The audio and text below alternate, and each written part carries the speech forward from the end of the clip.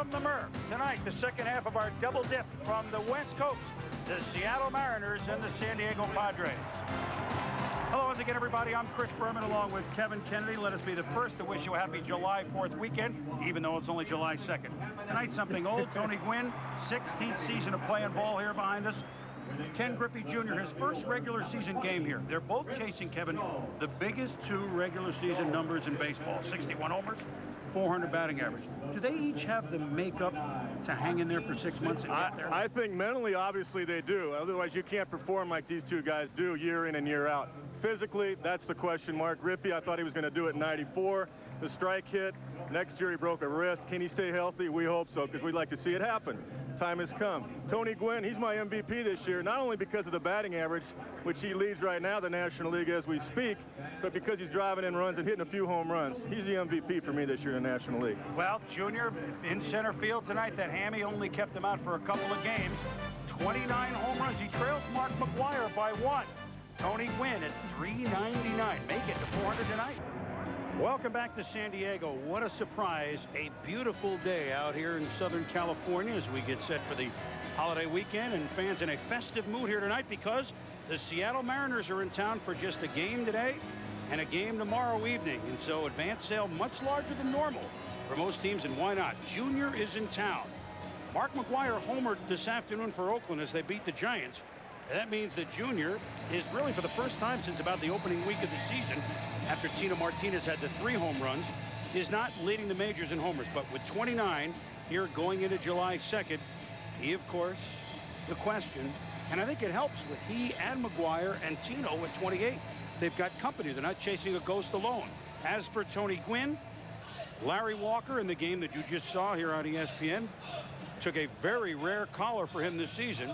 A, he drops below 400, and B, Tony Gwynn now leads the majors in batting with 399. If he singles or gets any hit in his first time up, he'll be over the 400 mark. So I have a little extra excitement. I know it's a team game, and these guys are thinking wins, but it's nice to look at these numbers, isn't it? Yeah, and there are some extraordinary numbers. Gwynn at 399. It's only July 2nd. Imagine doing that, what Ted Williams did over 40 years ago, to sustain that for a whole season. And as we talked about the Open, that staying healthy is the key for Tony and Ken Griffey. Well, as it's so difficult, obviously, we haven't had it since 1941 with Ted Williams at 400. So we're talking, what, 56 years.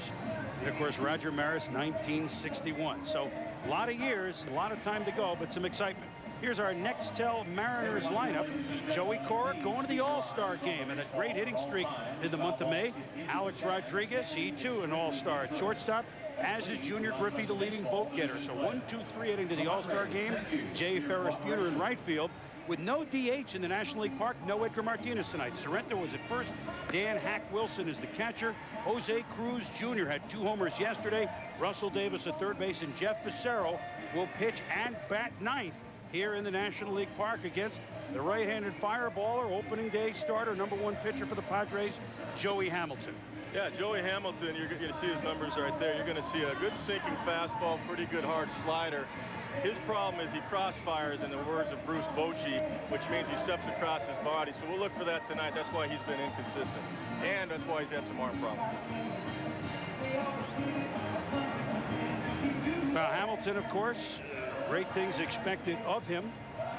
And this year he's been giving up some gopher balls, more gopher balls than normal this year than last. Well, we're going to look at his back foot later on as the game gets going, and that's the key for him, is where he sets up on the rubber in his delivery, and that's why he steps across his body. So he's got to get that back foot lined up toward home plate to eliminate the arm injuries, eliminate the elevation of the baseball, and make sure he gets the ball down. A couple of changes for the Padres defensively is that Chris Jones is playing center field. Steve Finley not quite ready. He said he really could play tonight, ran pretty well, but they're going to give him another day off, and he's going to be back tomorrow. So that strained left groin has put Jones in center field, and there's Finns, who of course has twice hit 3 homers in 1 game this season. So you don't have to be Junior Griffey or Mark McGwire to do that. He's done it twice. Nobody else has done it twice this season. As we are underway with Joey Cora, who once upon a time was a San Diego Padre. Hadn't been back here since the early 90s. He goes The only one left is Tony Gwynn, but he was here when I was here. Of course he was. Well, they had quite a few second basemen in San Diego. Alomar was also here at one time. As was Baerga. Cora hits it a long way. Back goes Tony Gwynn. Back he goes. It's off the wall. Cora celebrates his return to San Diego with a leadoff double.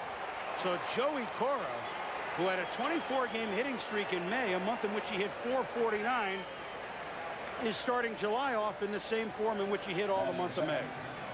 Well, here's the pitch we're talking about. You're talking about some long balls. That's just a fastball right down the middle.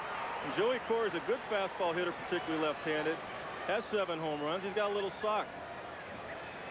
And that's no surprise that he hits a double right there, long double, because he's got some little pop for a small guy. So already the hard-hitting Mariners are in business, and that'll bring up Alex Rodriguez, all-star bound, batting champion from a year ago, hitting at .321 this year. So my goodness, boy, he is really struggling, isn't he? I mean, he hit .358 last year, so pretty good when your average can drop 40 points and you're hitting at .321. So you see Hamilton right there. He's trying to get back to the zone, meaning back to the catcher. When you step across your body, you're going out of alignment. He's got his body going toward third base while he's trying to throw to home plate. And he has to fling the arm back and try to pull that fastball, and he missed it out on the outside corner there. Big problem that they've really been trying to work with on him. That time Rodriguez was behind it, fouls it off. We'll check it from the side right here. That left leg when it lands. Now, that's better than we've seen. We've seen him the last couple of weeks, but watch when that left foot lands. A lot of times he lands on his heel and really spins to his left to try to bring that ball back toward the plate. That wasn't too bad right there, actually. Better than I've seen him in the last few weeks. You can see that he's been working on it. Maybe that's why his numbers have been better. Off-speed pitch in there for a strike. 2-2 with Junior Griffey on deck, and Cora at second base with a leadoff double.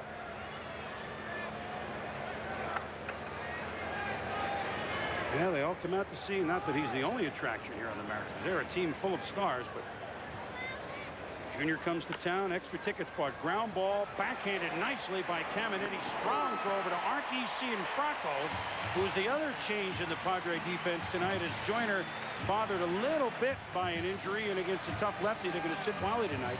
But Caminiti, hey, his hitting is off, but his fielding is never off. Never off. Got the great arm, good lateral movement to his right. Short hops that ball and throws a strike over there.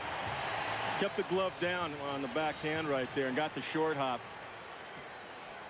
Well, nice round of applause for Junior Griffey, who is, even though this is his first regular season game here at the Murphy, he has hit 2 home runs here lifetime. Aha! How did this happen? Well, remember the '92 All-Star game in which he was the MVP. He hit a home run off of Chicago Cub Greg Maddux. Went 3 for 3 in that game.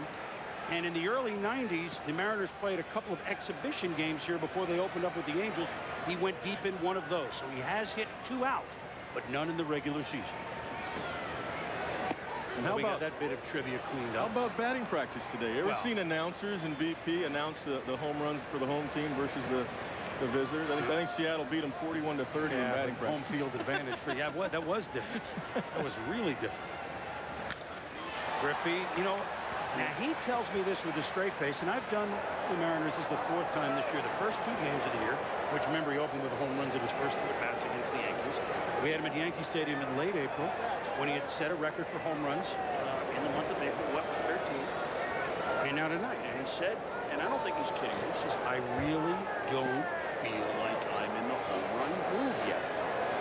Straight face. That's good. Canella agrees with me, by the way. Agrees with him. Swings and misses, but I mean, he is that's serious. A scary statement when a guy that's got 29 home runs on the 2nd of July says he's not in the groove yet. That tells you he knows that he's capable of doing it. He said, well, I haven't gotten on a run yet. You know, I had 7 or 8 in a week. Wow. Yeah, and Maris hit something like 19 in 3 weeks at one point of the 61 season. Yeah, he hit a ton in less than a month's time. You're correct.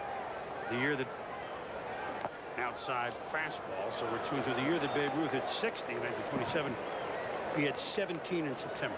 So these things do happen, and Junior says, I have not yet been in that groove. That's pretty interesting. Good omen that you're here for him, man. Well, he seems to hit home runs when you're around. Well, after that, we were laughing. You had a good little talk with him. Well, straighten him out. Yeah, well, after the first game, and we went on the batting practice for the second game, I said, you know, Junior, we were laughing.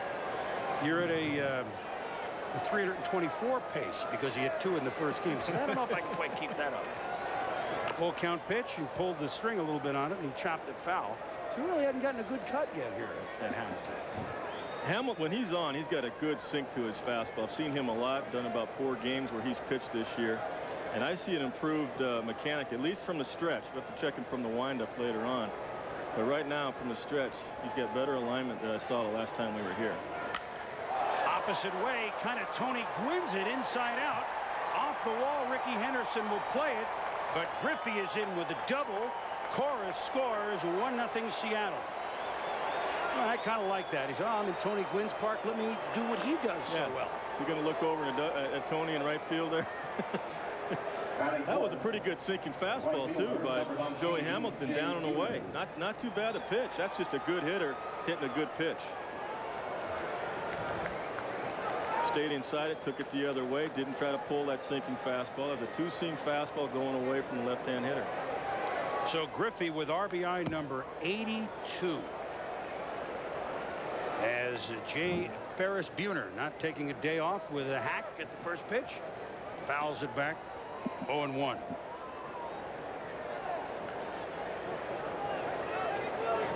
So Junior with 82 RBIs, which is exactly the same number at this stage. And again, this is another number. Hack Wilson, who had 190 for the 1930 Chicago Cubs, sometimes playing with a headache. I mean, let's just leave it at that. He had 82 RBIs at this stage. So it's exactly where Junior Griffey is. And one of our all-time favorites, the Hack. Look at that. Of course, look at that finish. Yeah, well, he short swing. He didn't get cheated at the plate. Look at the size of that bat, too. He didn't get cheated at the plate or after hours. About 42 ounces of lumber right there. How about our producer, a home game for him, Jay Cutlow, pulling out the Hack Wilson picture. That's 56 homers, of course, is the National League record for home runs. The count is 2-2 to Jay Buhner. 1 run in. Griffey at second base. Ground ball. Veras over to Sanfranco. Griffey over to third base, and there's 2 outs.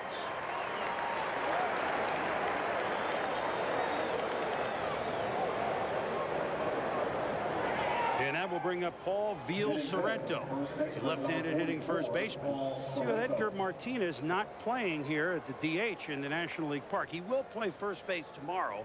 At least that's Lou Pinella's plan. But you know, with him not here, Buhner moves up to cleanup and Sorrento moves up to 5. So says, boy, I got to sit and watch. Geez, this is just awful. Maybe get 1 hack tonight. It's very strange. And look how tough this lineup still is. You got a guy like Sorrento hitting 280 with 15 home runs, 40 RBI. I mean, this guy could hit 30 and 100 RBIs as well. Wilson, Cruz, Davis behind him hitting 300 in the 8th spot. Yeah, it's still a pretty good lineup. It's pretty good. It's a lot of depth. And of course, you take out a 300 hitter, lifetime 315 hitter, and you put in the pitcher, and there is a change. Well, and Edgar may be the best right-hand hitter in the game. Gwynn may be the best left-handed, just pure hitter. Edgar is probably the best right-handed hitter, so people are missing him tonight. Well, that's why he's an all-star.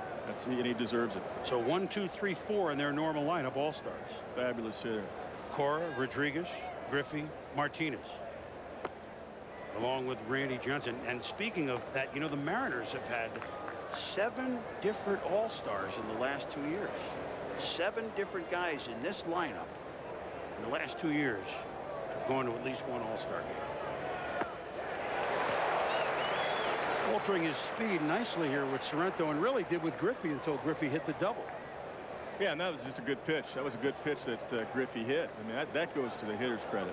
That's a good hitter hitting a tough pitch for that double to drive the run in. Joey's got pretty good sinker tonight. Pretty good sliders, keeping the ball down. Payoff pitch, and he loses Sorrento. Well, he was keeping the ball down. Yeah, he was.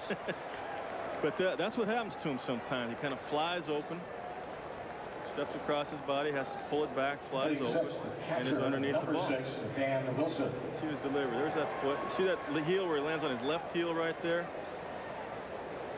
Loses his balance a little bit, kind of slings the ball and is underneath it. Well, as any guy will tell you, it's very bad when the fly's over. Very bad. It's a bad thing to happen. This will bring up the guy that we now call Hack Wilson. Dan Wilson, who was an all-star last year. Excellent defensive catcher, throwing out about 45% in that range. And last year had a great year at the plate. This year not quite as much in the power variety, but still 6 homers, 37 ribbies, 273. I know Mike Piazza's numbers better than that, but get defense like you get from him. Hits this one high to left field. Henderson is back at the fence and makes the sign just in front of the San Diego Zoo sign. So Wilson just missed it, but Griffey's double has given the Mariners a 1-0 lead. What can Tony Gwynn and company do? Bottom of the first inning here in San Diego. The team that won the National League West a year ago, the Padres, languishing below 500 in the basement thus far. But manager Bruce Bochy thinks that his team can get going. He's got good players, a little better pitching coming around, maybe a little better news in the injury department, and gets his full lineup back. They can make a run. Here is our Nextel Padres lineup. Rickey Henderson in left field will lead off. Kilvio's mother Veras at second base. Tony Gwynn hitting .399 in right field. Ken Helmet Caminiti clean up at third base. Chris Jones in center field. Golden Archie Sinfracco at first base. Chris Gomez is the shortstop. John Flaherty behind the plate. Joey Hamilton will bat ninth against the very hard throwing left-hander for the Seattle Mariners, 8-3 Jeff Fassero. Well, Jeff's not only got a good arm, he's got a good sink to his fastball. Good hard breaking ball, hard slider down and into right-handers, and he throws that split finger as his out pitch. He'll go back away. Works both sides of the plate. Keeps the ball down usually. There's the slider right there. One thing we should say before Rickey gets done with his at-bat is, and he will take his time in his at-bat too, of course, in addition to his 70 leadoff home runs, which is by far and away a record, it's one of the and just as we mentioned it, back, gone!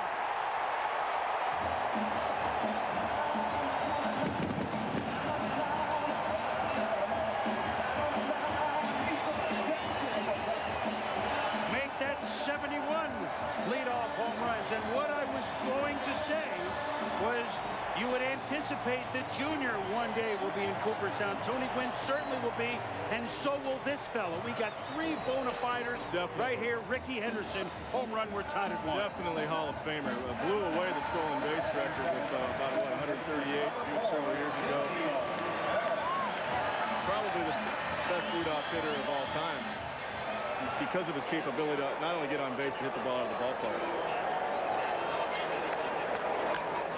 Swinging at the first pitch is Kilvio Veras, booted by A-Rod. So even though the Mariners are the first place team and the Padres are a last place team, well, the Padres say, hey, wait a minute, we know what it's like to be in first. You come out smoking. Henderson did, and then the Mariners were laying back on their heels a little bit. And that was a straight fastball out over the plate that Rickey got. No sink to that fastball for the home run by Jeff Fassero, and he knows it. Jeff, most of the time, will try to sink or throw his 2-seamers. Tries to get movement all the time on all of his pitches. Well, this will bring up Tony Gwynn. Hits it long way to right field, but he gets under it just a tad. Jay Buhner is there, and he squeezes it, and Gwynn is retired. And his average, oh my goodness, slides from .399 to .397. What's the matter with him? Couldn't do that in my backyard. He knows he just missed it too. Boy, their first pitch swinging here early in the count, swinging. Well, that was a hanging slider right there. And Tony has been turning on the inside pitches. Most of his home runs have been on breaking balls, particularly from right-handers. Has turned on a few more fastballs, but that was a hanging breaking ball and he just missed it. This will bring up the starting third baseman in the All-Star game, Ken Caminiti, the MVP, unanimous MVP last year in the National League. And you know, he is such a gamer. We both talked to him at the cage, yes. Kevin, is that he's so down on himself and the team is in last place. And boy, I wish I was healthy, and boy, I wish I was carrying my load. He is. I mean, last year's second half, from the All-Star game on was unbelievable. So you put up 246, 6 homers, 35 RBIs. Says, I don't know if I should be going to the All-Star. He said, wait a minute. You're voted in because the fans really appreciate the way you play. And that's no disrespect to Chipper Jones. Had a fabulous year. The fans right now want to see Caminiti starting, and he deserves it. It's the fans' game. Is there room for Sorrento or Cora? Nice run by Joey, but can't come up with the baseball.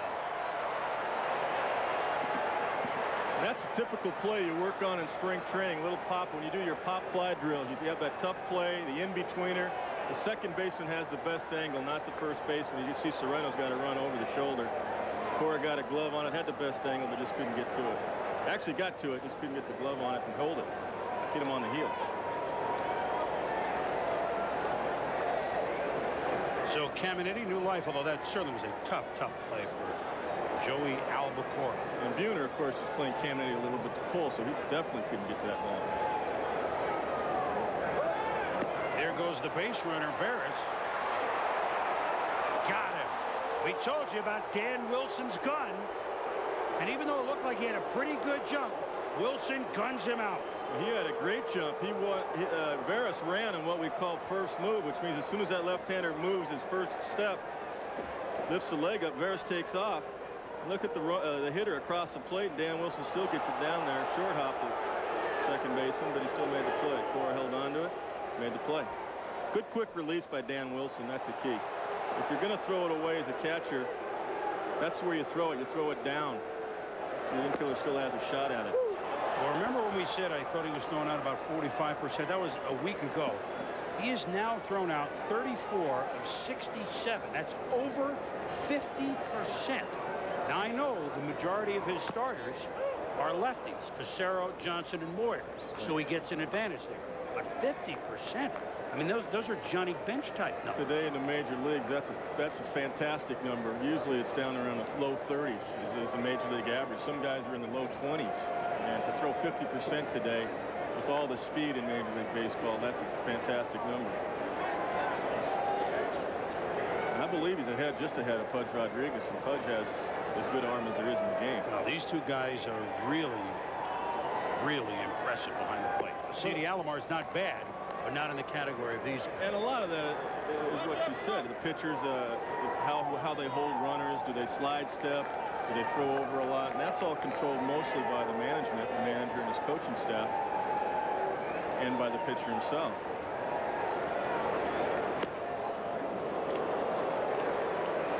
So that all comes into play when you're throwing runners out. All the catcher ever asks is to give him a chance. A little quicker to the plate. Full count to Ken Caminiti. Bases clear, 1-1 game, bottom of the first.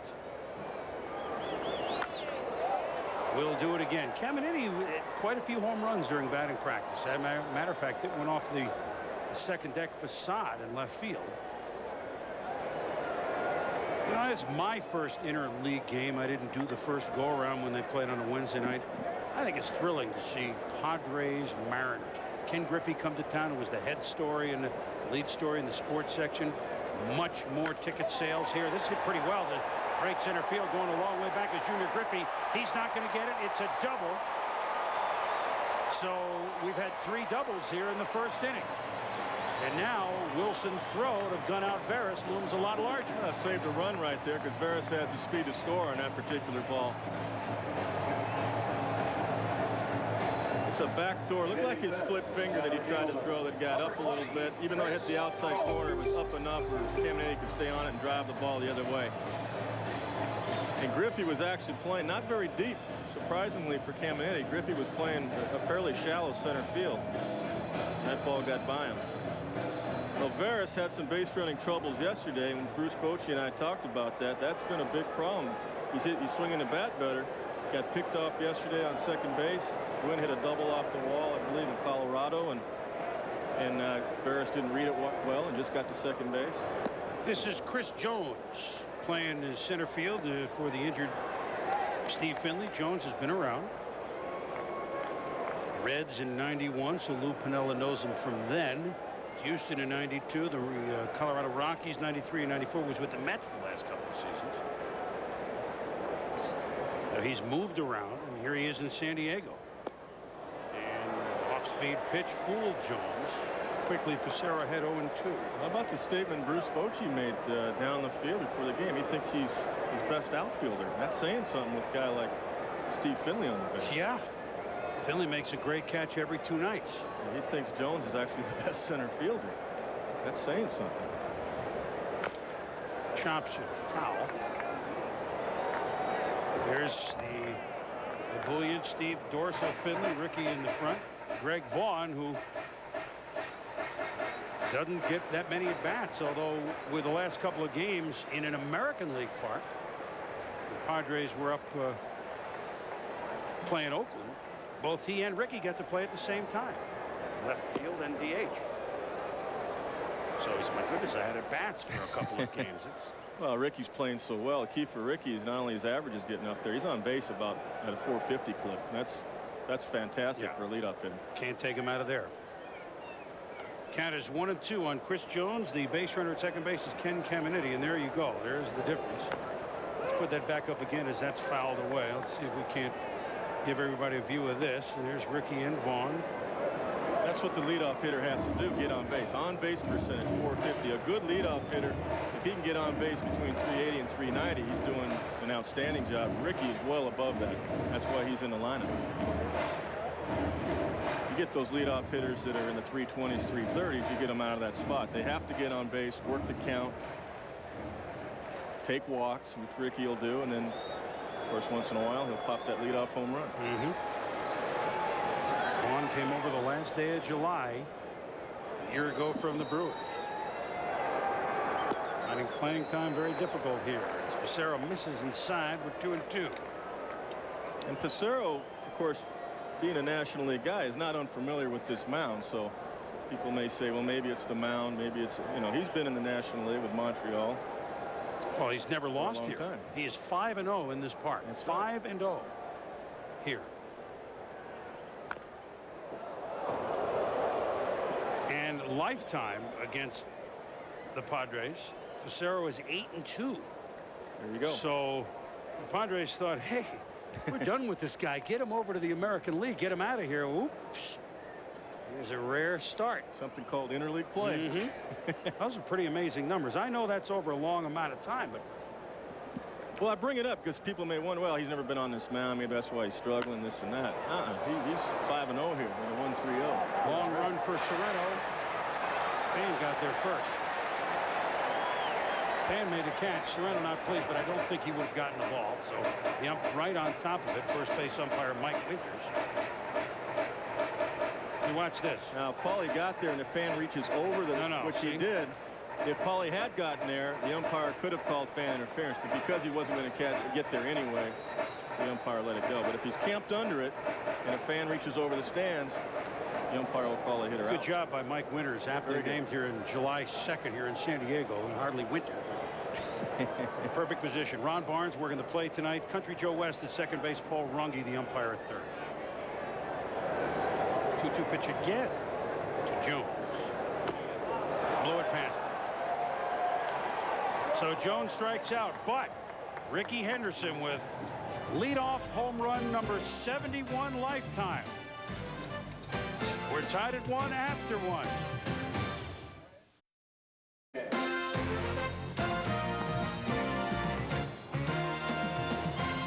ESPN's Wednesday Night Baseball is brought to you by American Express. Wherever you are, whatever you're doing, American Express helps you do more.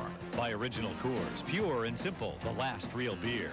And by the owners, managers, and crew who proudly call the McDonald's in your neighborhood my McDonald's.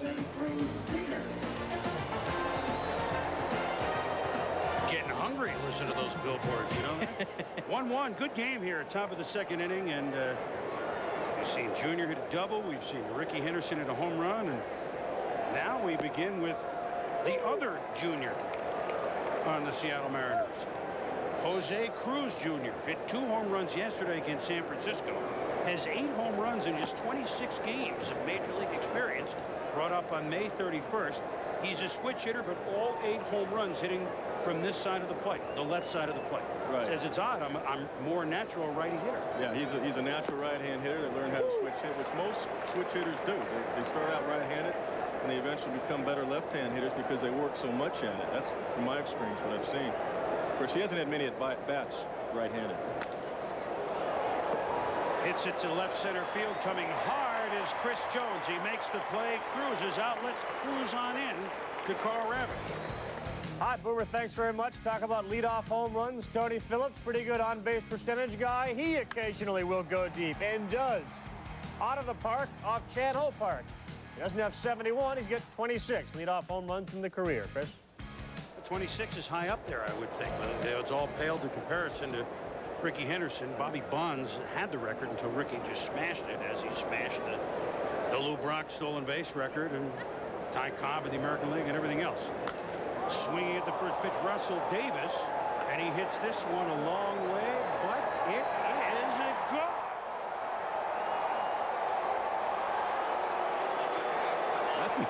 I think Rickey lost it for a minute.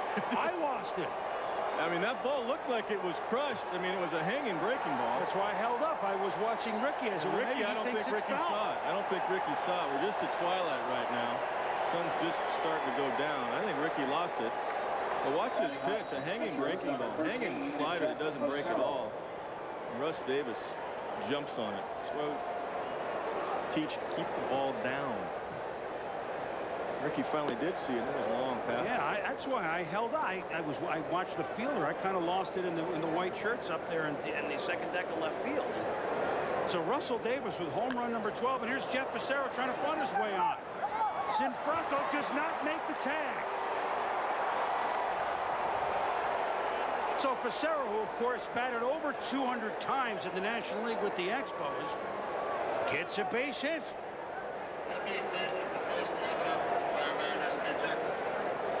And in case you were wondering, since the Mariners did come into existence in the 70s when the DH was already in, and they have not gotten a hit yet this year. Do you know how hard, Chris, and how long you try to teach your base stealers to bunt like that? Here you got a pitcher that hasn't hit all year, and he drag bunts for a base hit. You teach your guys, your base stealers, your Joey Cora types and Veras types to do that. Here's a pitcher that gets his first at bat this year, and this base hit makes it look easy. It's the first hit ever by a Mariners pitcher. I was trying to say that since the Mariners have only been in existence since the DH was in play, he becomes the first guy to get a hit. Joey Cora looks at a strike. 1-1. Cora, of course, hit a double in the first inning, came around to score his 26th double of the season. Among everything else that he's done this year, including the 24-game hitting streak, Joey Cora among the leaders in doubles. Not knowing how O'Neill did, although I know Maddox pitched very well against the Yankees, not knowing how Ed Sprague did, Cora with double number 26 would tie O'Neill for first if O'Neill didn't have any. Sprague also at 25. Yeah, Joey's only about 5'4", 5'5" maybe in height, but he's got some juice in that bat. Surprisingly, really, he's a good fastball hitter. Came up in the minor leagues at about a 37-game hitting streak one year. It's not a surprise. Joey can take you deep and take you into gaps once in a while if you're not careful. He showed that in the first inning. Little chopper. Veras will only have time for one. Goes to short. And they get the lead runner as Gomez is there. And so Fassero was gone on the fielder's choice.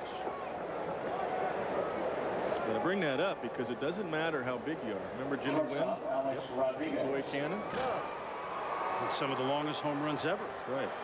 So that cannon out there in the Astrodome, don't they, on that seat? They do. So that'll bring up Alex Rodriguez with Cora at first base. Hard to do much better than he did last year. Ripe old age of 21. 358, 36 home runs. Second MVP voting, closest vote since 1960. Lost by 3 votes to 20-year-old players, Juan Going Gonzalez. Yeah, they both deserve it, really. reaches out. This is Rickey coming in. Lines up there long enough for Henderson to make the play. And A-Rod is out, and so the Mariners heading to the bottom of inning number 2. We got a 1-1 game here, 2-1 game here at the Murph, thanks to Russell Davis. Bottom of the second inning, Russell Davis's home run has given the Mariners the 2-1 lead. The Padres come back. Well, July 4th, put another shrimp on the Barbie for us. A triple header. Pirates and Cards at 3 Eastern, noon here on the West Coast. The Yankees and Blue Jays, July 4th, we go out of the country to Toronto at 7 Eastern and 4 here on the West Coast. And then the Mariners in Anaheim at 10 Eastern, 7 Pacific time. So triple header on July 4th. We're in a festive mood on our nation's birthday. So now we begin the Padres second inning. Mariners get 1 in the first. Pods come back with 1 in the bottom of the first. Davis hits home run number 12 in the top of the second. And Simbraco, Gomez, and Flaherty get the Padres back. Well, the bat goes about as far as the ball. Rodriguez to Sorrento, and that bat didn't go that far away from Jeff Becerra. Very dangerous, albeit inadvertent, situation. This was a fastball that Franco stays inside of with his hands, and because Becerra gets a glove on it, slows it down just enough for his shortstop Rodriguez to make the play. There it is. Just a little tip of the glove there. Slows it down and pushes it A-Rod's way. Well, here's the difference between the two ball clubs. One of the differences is that, admittedly, Finley is not in the lineup and Joyner's not in the lineup, so this is not a fair comparison. But tonight, here's 6, 7, 8, so Franco, Gomez, Flaherty, and Wilson, Cruz, and Russell Davis, which, you know, may not be the names that you know, but Russell Davis quietly with 12 homers. Wilson, we told you, the big power year last year, and Cruz is 8 home runs in 26 games. So there's a difference as you watch the two teams this evening. As Chris Gomez, count as 1-1 to him. Gomez, of course, coming over from the Detroit Tigers last year. And that's a big difference, talking about the bottom of the order. That's a huge difference. So you can imagine in the American League what Edgar Martinez does in that lineup. You might have Russ Davis hitting 9th, and here he's hitting 309. Now he has 12 home runs. Well, here's a trade that certainly Kevin Towers made, and you got the two guys that came over in that trade from Detroit batting back-to-back in the lineup. Gomez at short has done a good job for them. Came over with John Flaherty, who did a good job behind the plate last year for the NL West winning Padres in exchange for Kevin Tower, the young-looking man on the right. Kevin Towers, the GM here of the Padres.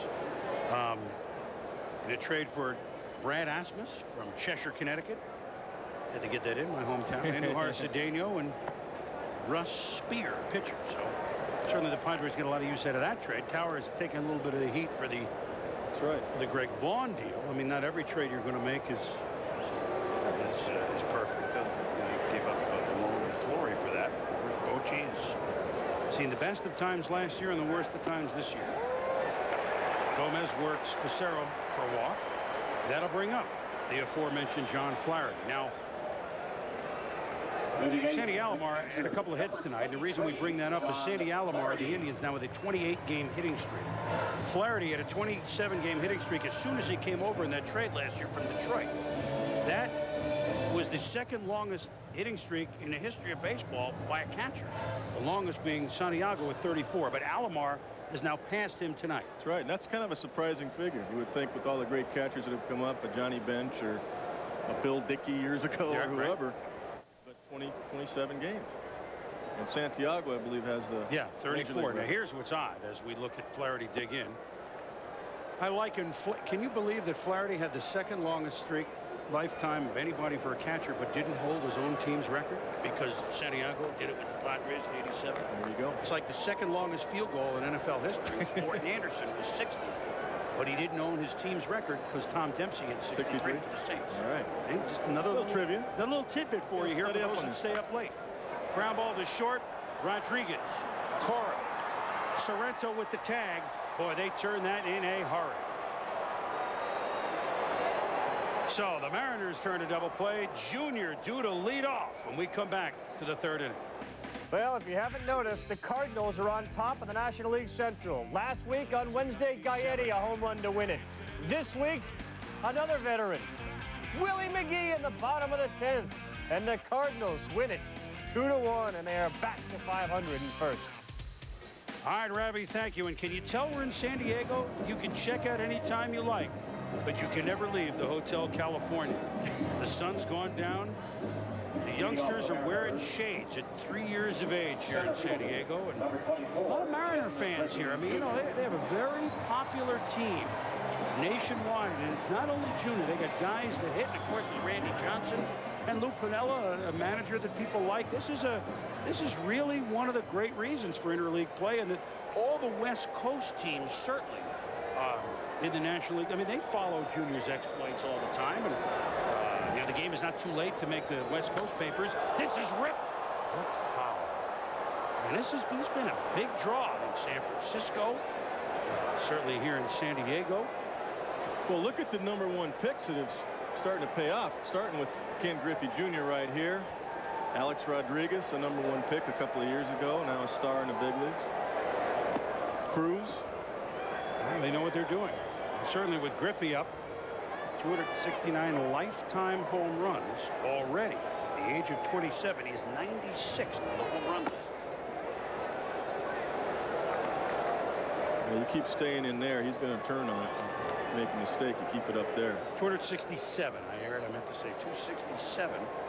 He's tied for 96 with Joggin George Henderson. See, this is some great names here. Now, if he hits one more, if he hits one here tonight, he'll move up to a tie for 268 with some great names. Joe Morgan, ESPN, Brooks Robinson, and Stormin Gorman Thomas. I love looking at that home run list, the top 100. It's just that home runs are still the most exciting thing in the game that fans love to see. McGuire with his 30th homer today. That's why the second. Galarraga's a couple more ribbies. I'm going to tell you, Joey Hamilton, who was touched for a double by Griffey in the first inning, this time came back with the heat, and Junior will sit. Wow, Junior will be one of the most exciting events, certainly the All-Star couple of days, and really all season long. Barry Bonds and Mark McGuire in the Home Run Derby last year put on a great show. Junior, remember him in Baltimore when he hit it over everything, the first to do it out there in right field?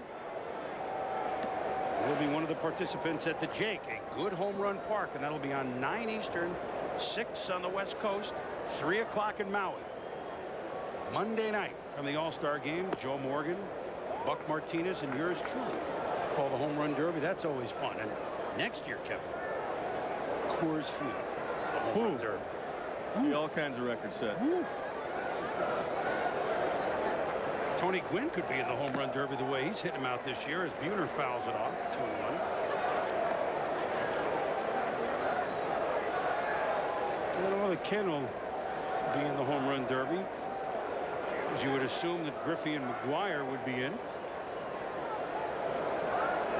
Well, when you're down there on the field, you see these guys take batting practice. It looks so easy. But it's a lot of work from Little League on a lot of time, a lot of effort. Ken Griffey Jr. learned from his father. He was around it when he was 5 years old. Buhner, a flare to right field, right at Gwynn. Tony makes the play. There's 2 outs. He learned from his father, Jose Cruz. Very good player with the Astros, among other teams. And I know I checked some with Jose earlier, because I'm starting to call him Jose Can You See Cruz. And I said, you know, that was no your surprise. Well, no, but that was your dad's nickname. And I don't usually move a nickname along if somebody has it. But I figured you're a junior, I can move it. He said, I'm honored to have my father's nickname. Got to. Paul Sorrento looks at strike 1. Sorrento came over with a lot of pressure last year because the very popular Tino Martinez was gone to the Yankees. I mean, and Mariner fans, although they're not tough fans, they really love Tino. And all Sorrento did last year in a situation that I think a lot of eyes were looking at him to not do so well. He had 23 homers and 93 ribbies, 3 grand slams a year ago. And this year, 15 home runs already. So they haven't missed much. As great a year as Tino has had, I mean, Sorrento was hardly made them look bad by opening up a hole at first base. He's more than pulled his weight. I had a chance to talk to Piniella last night. For a long time we talked. And this is a guy we Don't tell me it was late. It was late. But we talked about Sorrento a lot. Sorrento didn't get to Hamilton that time as Henderson squeezes it. Henderson has already homered once. He's due up second when we return. Bottom of the third inning here in San Diego. Chris Berman along with Kevin Kennedy. Glad you stayed up to watch it with us. If you're in the East and if you're in the West, just settle back for a while. We get a good one. Mariners lead it 2-1. And that'll bring up Joey Hamilton. You say, oh boy, the pitcher's batting. Who cares? Hey, Joey Hamilton has 2 home runs this year. 3 lifetime. They've won the first home run in Major League history not hit in the United States or Canada. Hit one against the Mets in Mexico. But his first 57 at-bats as a major leaguer, he didn't get 1 hit. He hits a home run in Mexico, and he's hit a home run off of Chanho Park and Hideo Nomo this year. Part of the reason why the Padres own the Dodgers, that the pitchers hit home runs off the Dodgers. So he has 3 lifetime home runs. Well, most pitchers love to hit. This is what they love to do. They like to have fun out there in batting practice, and you might as well learn something and help yourself in the National League. Boy, Tim Lawler was a good hitter, wasn't he? Had 8 lifetime home runs. That's Padre, a list you don't see that often. Lifetime home runs among pitchers. Well, you look at Don Drysdale back in the 60s and Bob Gibson. All those guys could hit well. Tommy Glavine is a good hitting pitcher. He's a good hitting, but not so much for power. He's a very good hitter. All the Braves pitchers hit very well, but for power, Joey's already 4th lifetime. He's climbing up towards Nate Colbert already on the Padre home run list. I'm sure he'll pass Al Ferrara very soon. I remember Don Drysdale hitting 7th one time, and Willie Davis hit 9th. Really? Growing up a Dodger fan, yeah. In the bigs or in minor league? Big leagues. Drysdale hit 7 home runs one year. Yes, he did. I saw one of those. At least one was at Shea against the Mets. I remember. I mean, that's a home run swing right there. He's going for it. Got this hack right here. It's the hands back, little hitch. Falls over the plate.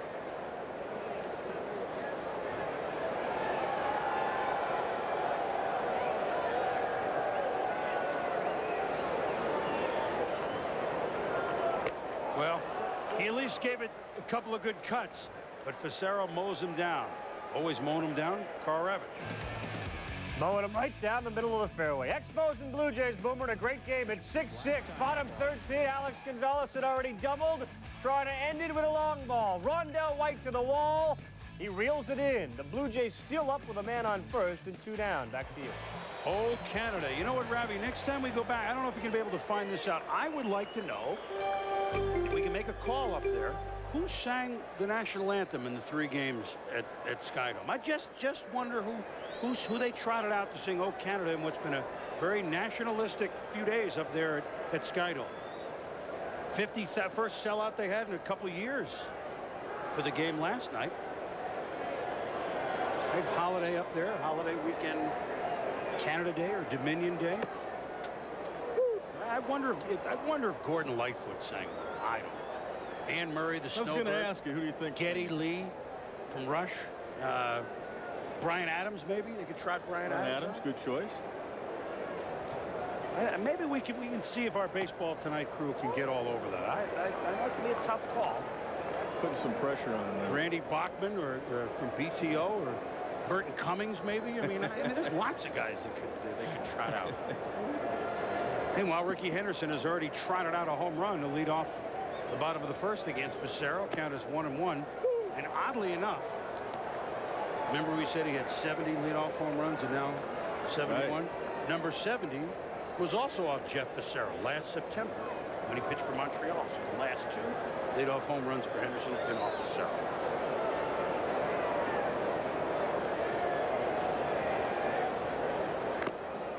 Well, Rickey hit a fastball, 4-seam fastball the first at bat for the home run. Facero's now throwing his hard slider, trying to get down and in on the right-hander. Usually in this count, 1 and 2, he goes to that split finger pitch. Facero actually struck pitcher Hamilton out. Previous hitter.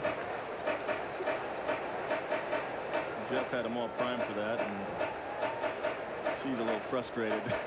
He's a little frustrated. He had him all set for that split finger. Now Wilson out to the mound to talk a little bit with Pissarro while Rickey goes and gets a look. It looks like a finger or... Oh, there you go. That's nice. Tough to hit like that. It's tough to grab the bat with a blister like that, isn't it? Right, yeah. They rip right open. See if we get a shot. We got the trainer blocking us out, but that's exactly what it is. It's a blister that he's had before that he reopened. When you're playing every day, not much a chance of getting rid of that either. Can't heal.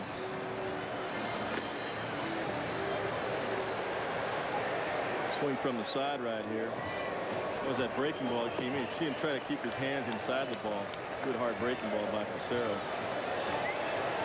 And apparently in that swing, he reopened the cut on his finger, or the blister. Now the Band-Aid is on. Rickey back. Count is 1-2. You see pitchers do that and have to come out of ball games. Yeah, oh yeah.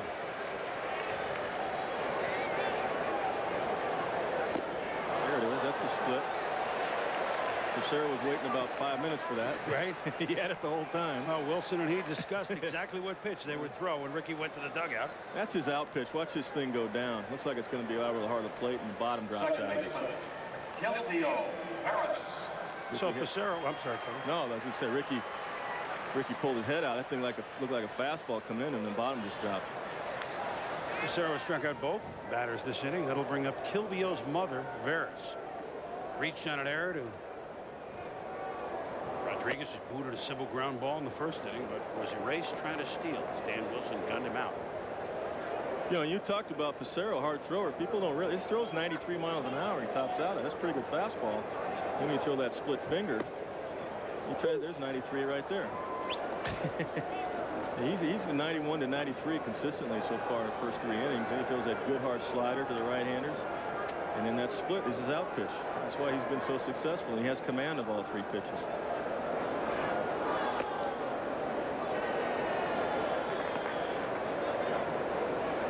Yeah, there's... And he's got a couple of blisters. Yeah, many a blister.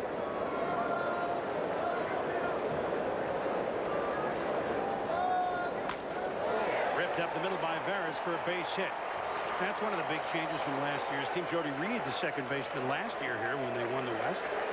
Traded for Veras, for Dustin Hermanson to Florida, and he's the new second baseman. Well, here's Tony Gwynn.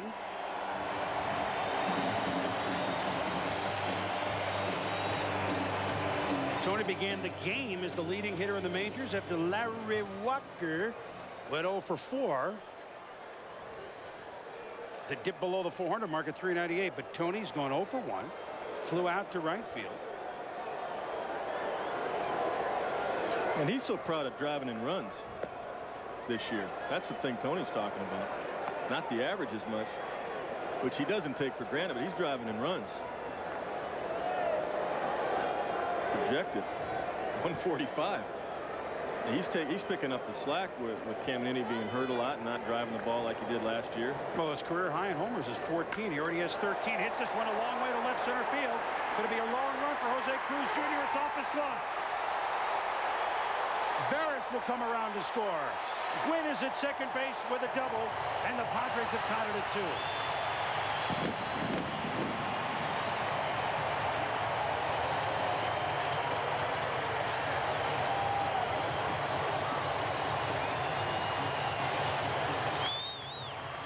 There's nowhere to pitch Tony Gwynn, especially on a ball up, out over the plate.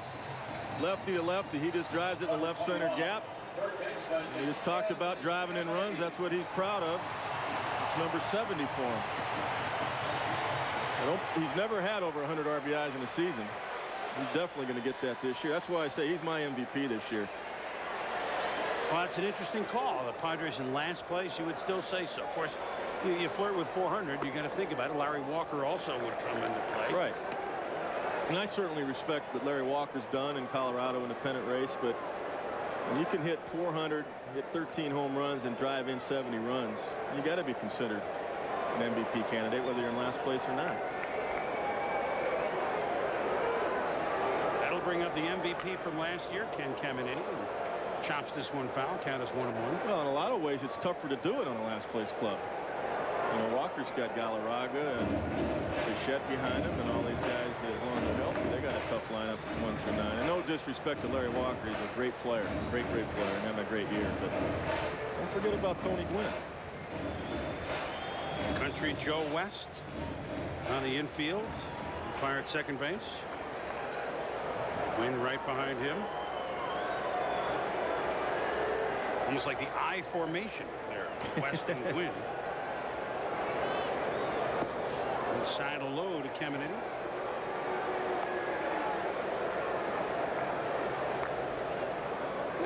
We talked a little bit about it. He's pressing so much to pull the load that he pulled last year, and he takes all this personally. There was an interesting team meeting before the game. Right.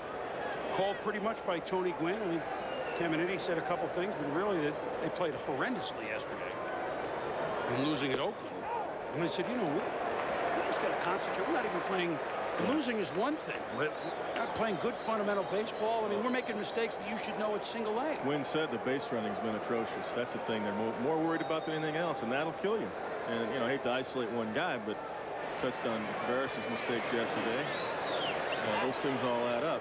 And when you're in last place 11 games out, you better talk about it. Caminiti thought he had drawn a base on balls, but that's 93 mile an hour four-seamer on the corner. Like it was off the play a little bit from our angle, but Casero got the call this time. See if he goes to a split now, 3-2.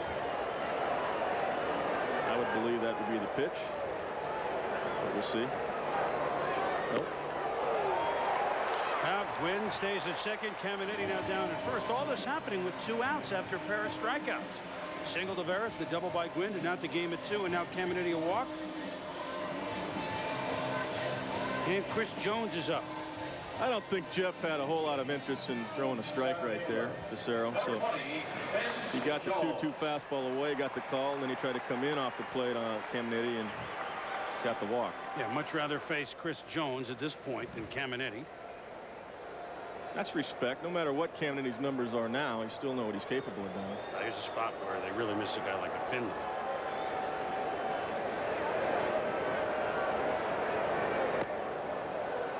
Or Joyner tonight. Wally's hitting way over 300. Yeah, Wally had 5 hits the other day. Monday. When at Oakland.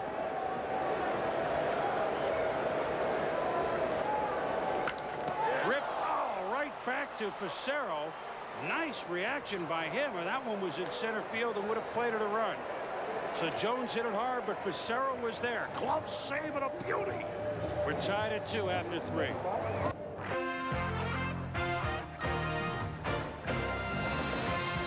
ESPN's Wednesday Night Baseball is brought to you by Ace Hardware. Ace is the place with the helpful hardware folks.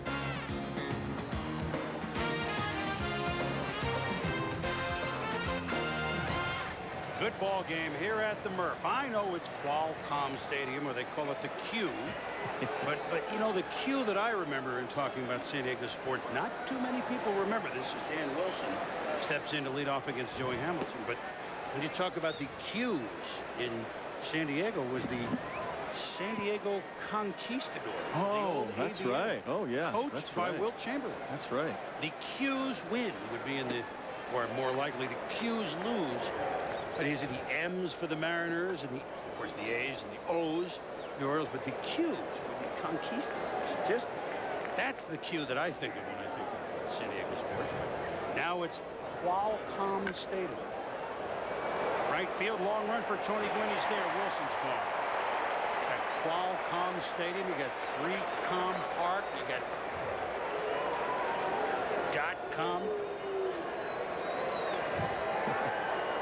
Let's take a look. It's Joey Hamilton's feet we're talking about earlier. He's much better now. Trying to get that alignment with that right foot, pushing off the mound. See his heel there. Planted pretty well that time. Watch that from time to time. 2 weeks ago when we saw him, that left foot was landing on the heel with the front foot up and really spinning off. And they really worked hard on him. He's been much better tonight. Basically saying feet don't fail me now. Well, that's the whole key. It's the foundation, your lower half, bottom up. It's like basketball, balance, hitting, balance. Jose Cruz Jr. looks at another ball. 2-0. What were you saying before that for a power pitcher that Sandy Koufax? Sandy, you know, I had a lot of instruction with him when I was a young minor league instructor. Sandy was the pitching coordinator there. And he would talk about it's okay to step across your body a little bit, especially for power pitchers. But if you do it too much, you crossfire, you block your hips off. And the word crossfire is what Dan Worthen, the pitching coach, uses, and Bruce Bochy. Same thing, stepping across your body. So you try to get your alignment. And it starts with your right foot. And Sandy would teach hooking the rubber with the right foot, or in his case, it would be his left foot, left-handed pitcher. Joey's a right-handed pitcher. Actually pushing off that rubber to get leverage, because you got a 10-inch mound to throw the ball to your target at home plate. Of course, Sandy didn't have those mechanics down at all, pitching, did he? Well, he did in the 60s. Who was better? Here it is right here. You watch his right foot. He's going to kind of hook that rubber and get the push off with his right foot and try to get the alignment. That's pretty good right there for Joey. That's the work of pitching coaches and managers and Joey Hamilton. Veras makes the play on Cruz. 2 down. Let's kick it over to Ravi. Hi, Boomer. We got the answers for you to your question in just a sec, but the answer to this outcome, bottom 13, Joe Carter. 2 outs, he delivers a single, and the Blue Jays get 1 of 3. So it's a Canadian actor in one of the games who sang the Canadian national anthem, Michael Burgess. Tonight, it was a 15-year-old girl, and of course, no American national anthem necessary. Thank you, Ravi. Now, if that is... She may have... Now, I remember a high school girl or a 9th grade girl singing an anthem somewhere. Was it Atlanta or was it Toronto? If that's the same young girl that sang it, it was a great version, I'm sure. But no Gordon Lightfoot or Bachman Turner Overdrive. A little bit disappointed. Russell Davis, home run number 12. And you know what? We didn't give him his due because Rickey and I lost the home run. But it was quick. It went out quickly. Very quietly, with all this lineup of stars, his return and health at third base after his leg injury and the way he's played have been one of the big ups for the Mariners this year. Ripped to right field. Gwynn, a long run over his glove and off the Qualcomm sign. Davis is in with a double. The Mariners' 3rd double of the evening. Yeah, not only is Russ Davis hitting for power with 12 home runs, he's hitting over 309, 310 now. A couple hits tonight, 312, whatever. That's pretty good for a number 8 hitter. Number 13. That ball is just up. He stays inside the ball and drives it the other way. We've seen him take advantage of the Kingdom where he's hit home runs to right field. So he pulled one the last time up. This time he takes the ball the other way. So good. Home run and a double for Davis today. Good adjustment. And that'll bring up Jeff Becerra, who bunted his way on for the first ever hit by a Seattle Mariners pitcher. I talk a lot about delivery, Chris, with the pitches, because that's where it all starts. It starts with your lower half. Joey Hamilton, that's one of the reasons it's created some arm problems for him. That's why they've worked so hard. We talk about, well, what is command? Command starts by having command of your body, good balance, leading with the hips, and then your upper half follows. And that's why we emphasize this so much for young players out there listening. Veras stumbles but makes the play to Sinfranco.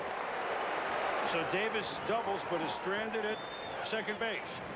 Heading to the bottom of the 4th inning in a 2-2 game. Bottom of the 4th inning at the Murph.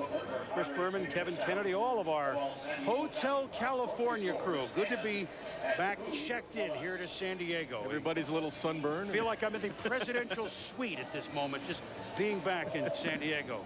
The Lynns, Fred and Natalie Lynn, pretty decent ball player when he came up with the Red Sox in 1975. And of course, played here for the Padres as well.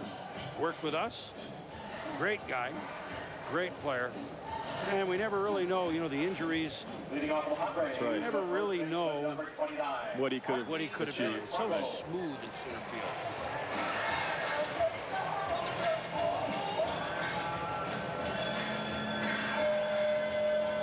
Sinfranco, Gomez, Flaherty here in the Padres' 4th inning. 2-2 game. Henderson home run in the 1st inning. Gwynn RBI double last inning. Those are the 2 Padre runs. The Mariners got an RBI double from Griffey in the 1st and a solo home run from Russell Davis in the 2nd. Swing at the 1st pitch hit a long way to center field. Back goes Griffey, back, off the wall. Sinfranco is into second base for a double. That's the 3rd double for the Padres tonight. 6 doubles in all and 2 home runs. Well, you said it. They're hacking at that first pitch, and Sinfranco, I think it's a breaking ball. It was a slider that was up. I believe it's a breaking ball, first pitch slider. It is, and it's up, out over the plate. Harkey stays inside it, drives it the other way, doesn't try to pull it, which is his strength, really. He hits a lot of balls up the middle the other way. That's how you become a good breaking ball hitter. Fastball into Gomez. Another guy that's a pretty good breaking ball hitter. You throw him a little first pitch curveball or 2-0 curve, and Gomez stays on it and gets a lot of base hits up the middle. That's why Facero tried to come in with a fastball there. The things you go over in your scouting reports before the game, before the series. Well, I mean, you really rely on them in an interleague series like this, don't you? You have to. A little bit. At least these 2 teams see each other in Arizona. I mean, I know that doesn't count, but they have some familiarity. Lou was asking me last night, to be honest, a lot about the Padres, and I said, you know, I do a lot of games down here. Well, that's what you guys were up discussing late. I'm glad to hear that, Kevin. It was baseball, believe me. Didn't want to imagine what you were he's great to talk to. He was talking to me about his Yankee days and when he was a general manager and how he left that, and asked me how I like what I'm doing. We talked a long time. Ripped to left field. Back. Gone.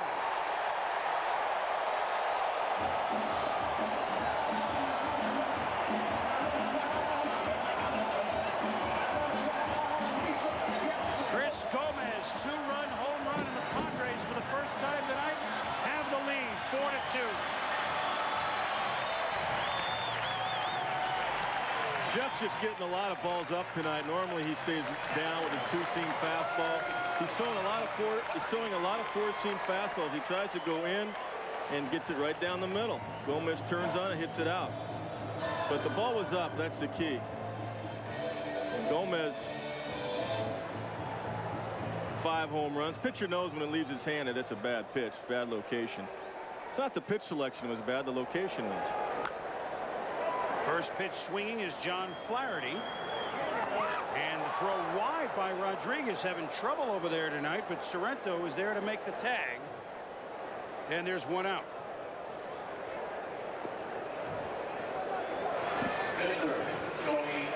Larry catches the ball correctly and just goes a little 3/4 with his throw and had a little movement on it. Got a little lax on that play, had a slow running catcher and almost threw it away. Sorrento made a nice play. Paul Sorrento is also a much better fielder than being given credit for. Here is Joey Hamilton. He had the 3 lifetime home runs, including 2 this year. Well, Sorrento did a great job for the Indians. Remember in '95. Getting over 20 home runs, down the 6th or 7th spot. The defense, though, is something that, you know, talking with Lou today before the game, he says we're okay. We're okay defensively, but they're 3rd from the bottom in the stats. But right. Sometimes means something, sometimes doesn't. But certainly doesn't mean that they're among the. I mean, for example, some teams have the low 40s in errors in the American League. Coming into tonight, the Tigers at 41 errors, Toronto 44, Minnesota 45. Mariners have made 68. So if they're going to go places, he knows that his defense has got to at least be in the middle of the pack. Hamilton K's. Facero strikes him out for the 2nd time tonight. And that's the split. All right, Boomer, just quickly, Dodgers Angels get you up to date here. Speaking of Hotel California, Mike Piazza pinch hitting tonight, so Tommy Prince gets into the action, and we all know Wednesday is Prince Spaghetti Day, so he drives in a run. It's now 3-2. Boomer. Prince Spaghetti night. It is. I had forgotten. It's Prince Day. So. See, it's late. You guys have fun late. Baseball tonight. Studio getting into the late. It's fun out here. Well, I know. This is what we did for 2 years. No, I remember. Every Tuesday for the first 2 years of our baseball contract in 90 and 91. You know, I want to touch on follow up on the defense. If you isolate some of their players, you look at Griffey, Buhner, Wilson, they've got some real fine defensive players. And then Alex Rodriguez, it's a little surprising that they're 12th in the American League in fielding. You've got some Gold Glovers in the outfield. Yeah, you're right. It is surprising. They're strong up the middle, which is what you build your club. Catching, shortstop, center field. Joey Cora's been there a long time. Sometimes has trouble turning into double play, but so do a lot of guys. Tanner's 1-2 on Rickey. And he does not like the call at all from Ron Barnes. So he blisters at Barnes, but has struck out twice along with his homer. Top of the 5th, the Padres going long ball twice tonight, lead the Mariners 4-2. And we'll start at the top of the order for San Diego here in the 5th inning. Cora, Rodriguez, and then Ken Griffey Jr. 11 hits tonight, 3 homers, 6 doubles. 9 of the 11 hits have been for extra bases. Well, we got an American League team in town. Yeah, that's right. Infield in, Caminetti on the grass. In case Cora decides to drop one down, Sinfracco crept into about the edge of the grass. Hamilton starts with a strike. Ripped past Veras into right field. Cora is 2 for 3. Cora heading to the All-Star game in Cleveland, having a career year. Shortstop, Alex Rodriguez. And that'll bring up Alex Rodriguez. Cora, Rodriguez, Griffey, Edgar Martinez, Randy Johnson. All-star bound. Had the 19 Ks a couple outings ago against Oakland, although they're still talking about the ball McGuire hit. Well, I was there that night. Were I you? lost it just like Rickey's was lost tonight when it was hit. A 3-2 count fastball. Mac had such a short swing, everybody lost it, and we didn't look high enough. It was almost out of that place. Mike Blowers told me, and he was sitting on the bench, he thought it was going to hit the back of the wall, not even get above even where it landed. It was that far. I've, 22 years as a professional, I've never seen a ball hit that far, ever. Well, and what do they say? It came in at 97 and went out at 105. It did. It did. What a year, though, Randy has had here, coming back from injury. I mean, that was no given thing here to start the season. Ground ball to third. Caminetti. Veras. Sinfracco. Double play.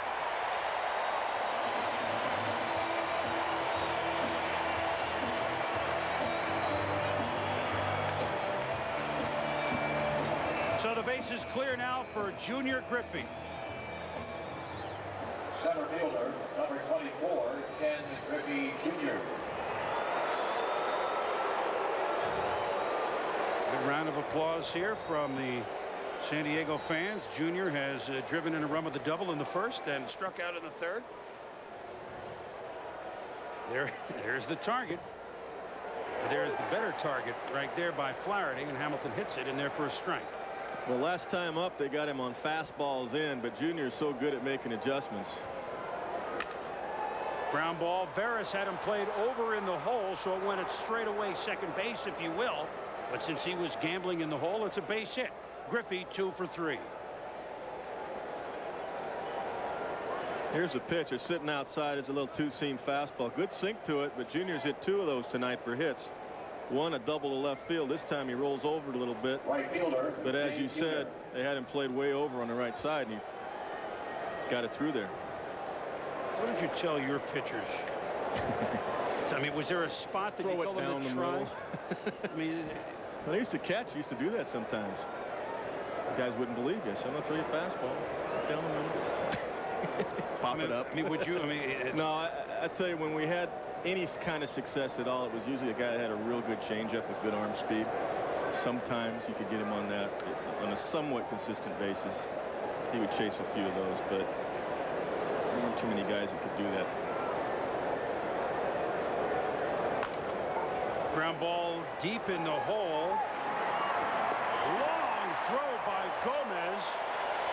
So the infield by the San Diego Padres impressive. Well, we saw Rickey get a base hit. What will Tony Gwynn do? He's second. Hi, Chris. Some early 4th of July fireworks. Tony Phillips. Oh, look out. Channel Park comes inside, and if you can read lips, Phillips says, "Get out of my face." Not really fireworks, more like a cherry bomb. Bench is empty, bullpen's cleared, but there were no real punches thrown. Phillips ultimately struck out, and they are back up at bat now in L.A. The Dodgers down a run. Fox and Disney going at it in L.A. Oh, my goodness. I thought that was not supposed to happen quite yet. Hey, interleague plays created more excitement than we thought. Wow, Tony Phillips can make anything exciting. Yeah, that's he can. Not We've the seen guy that you want a before. plunker come inside to. We've seen that before. So the Dodgers and the Angels. Well, you knew this might happen. Remember, now, they don't even see each other. Of course, they play that freeway series. That's, I should say that they do see each other. In spring training before the season starts, but this is for real now. There's a little, and the Angels are playing pretty well, and there's some competition going on down in Los Angeles. Ravi will keep us posted as Skilvio Veras inside the bag, down the line. Cruz will come up with it, but Veras in with another double, the 7th double of the night.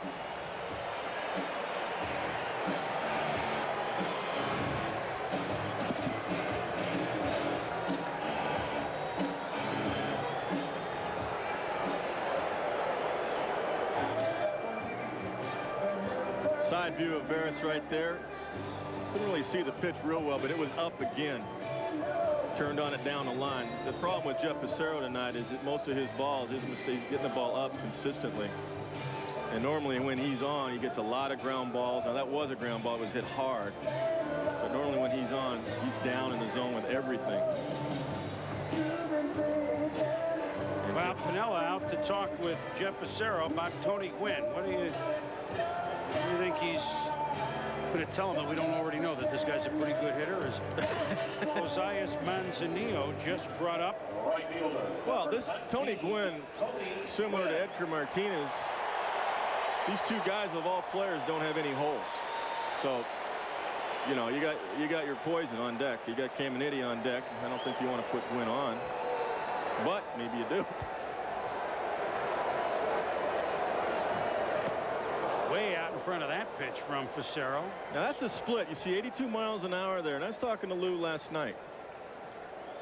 Lefty to lefty, a lot of times they won't throw their off speed. Lou believes in lefty to lefty throwing their off speed. Well, let me tell you something that Tony Gwynn told me before the game, Kevin. He said I know he doesn't throw the splitter as much anymore this year, but he said, I have never hit one. I have yet, and Tony Gwynn took over 700 swings last year and actually missed the ball just 49 times. He says, I have yet to even hit the splitter, and he's going to throw it to me if he gets 2 strikes on me. Now, he started him off with the splitter. That's exactly what Lou told him when he went out there, and this is exactly what we were talking last night, Lou and I. That's fastball right there, but when you see the velocity 80 to 82, 83, that's his splitter. Good arm speed. It looks like a fastball. Drops down out of the zone. Now that's a fastball right there he tried to go in on, and Tony swung a miss. That was a 2-seamer that had good movement. And Lou and I talked about this, and I'm a big believer in that too. If you got a lefty like a Jamie Moyer or Pissarro, why can't you throw your off-speed pitch or splitter or changeup to a left-hand hitter? Well, Gwynn is expecting this to come right now, and I cannot believe that. Not only was that a strikeout, he did not put his bat on any of the strikes. This just does not happen. Well, this is preparation. You got to credit Lou Piniella on that. That's why he went out there. He saw 3 splits, 1 fastball in the sequence, struck him out on a split finger. And the reason a lot of left-handers don't throw off speed to left-hand hitters because they're afraid they're going to be a little tail right into their swing and hit a long ball. But if that's your best pitch, why only throw it to right-handers? Why not throw it to left-handers? And as you said, they don't see it a lot of times. Tony hasn't seen it. Good call by Piniella, good execution by Pissarro and Wilson.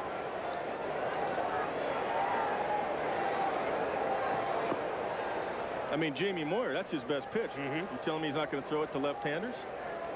Well, that's why sometimes you stack your lineup to take his best pitch away. Stack your lineup against Jamie Moyer. Put 7 lefties in the lineup. Well, now here's Caminiti. So Jamie right there. as you look at Moyer. These are the things that Lou and I talked about last night. These are things you talk about all the time when you're talking to your coaches and preparing your lineups and making changes and adjustments. You try to take the pitcher's best pitch away. And so Lou's a believer in using it on everybody. Time is called. Now with Caminiti, right-hand power hitter, although he didn't have the home run number this year, where are you now? What are you throwing to him? Same thing. I think his best pitch, I know maybe he's not throwing it as much, but when he gets 2 strikes and you get in that situation, he's got such good arm speed on it. That's been his out pitch and why he's had success since he's become a starter in the major leagues. So you work both sides. You stay away right here, down there, because they're in hitter's count. Now it's even. And even though Cammy can drive the ball out the other way, you got to work both sides of the plate. And when you get the count in your favor as a pitcher, 1-2, 0-2, go to your out pitch. Now, unusual for a staff to have 3 lefties. 1, 2, 3. And of course, Randy Johnson 11-2, Jeff Fassero 8-3, Jamie Moyer 8-2. He added up 27-7 with 3 lefties. And they are lefty, and they are all different. They all complement each other. Randy, of course, power pitcher with a great hard breaking ball, throws 99 miles an hour. Fassero throws 93, good split finger, good slider. Moyer throws about 83, 84 with a great changeup and pretty good curve. All different guys. One little note on Randy while you do, and now they've changed everything here at 2-0. Well, let's put him on. Right. Yeah, they're in the hitter's count. So Caminiti has doubled and now walked twice. That'll bring up with 2 on Chris Jones. Always hitting well with runners in scoring position. Carl Rapp. Chris, thank you very much. Dodgers Angels. Last night it was Karros and Mondesi, and tonight DHing Mike Piazza drives one up the middle. Looks like this one's going to be a long one. The fireworks continue, this time offensively from Piazza. It's 3-3. Yeah, the Simpsons and Bugs. Well, it is the 4th of July, right? They said fireworks. It's coming. You know, in case you're ever wondering on an intentional walk how hard the guy throws, you just saw a minute ago Jeff Fassero, 57 miles an hour. A little trivia. Wow. About what Dennis Springer in Anaheim's knuckleball is, 57, 58 miles an hour. Barris at second, Caminiti at third. Chris Jones 0-2 steps up. The Padres leading 4-2, and Fassero will step off the rubber. By the way, that strikeout against Gwynn, not only did he touch any of the pitches for strikes, it was his first strikeout in 48 at-bats. So A, the guy never strikes out. B, he never swings and misses, and Fassero, that was tremendous. Gwynn's got more home runs than strikeouts. There goes Barris into third base. And I think they caught everyone a little bit napping, or is that just something that you give that up? Well, no, they caught, that was off of Fassero right there. And before the pitch, before he threw the pitch, Jeff used the inside move where he faked the second base. But that's just a big leg kick, and Barris read it. He was on his own, and he stole it easily. No play.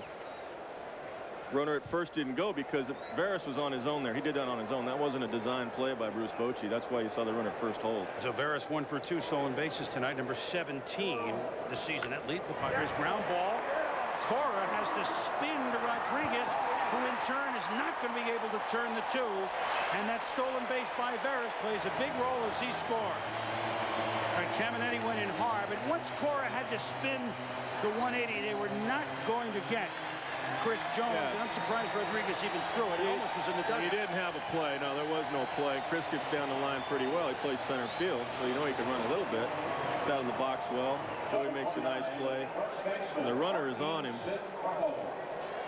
and took him out. Got down there nicely.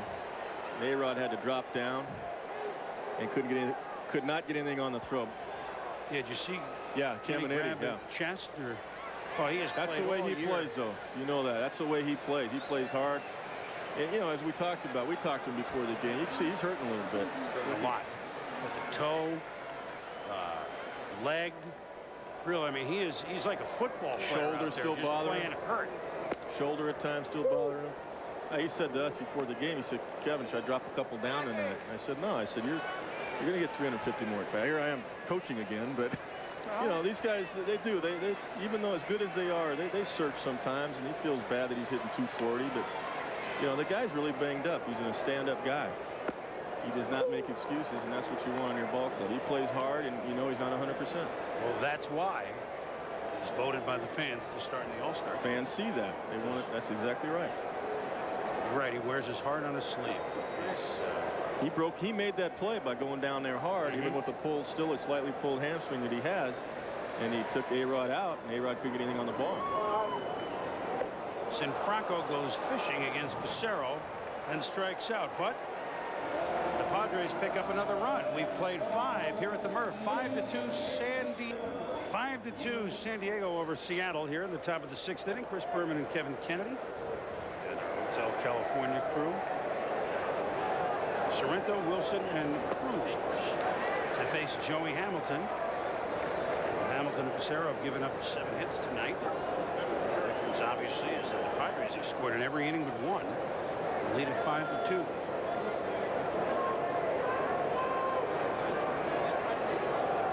Doubles, 3 homers tonight. And speaking of home runs, back it goes. Back. Gone.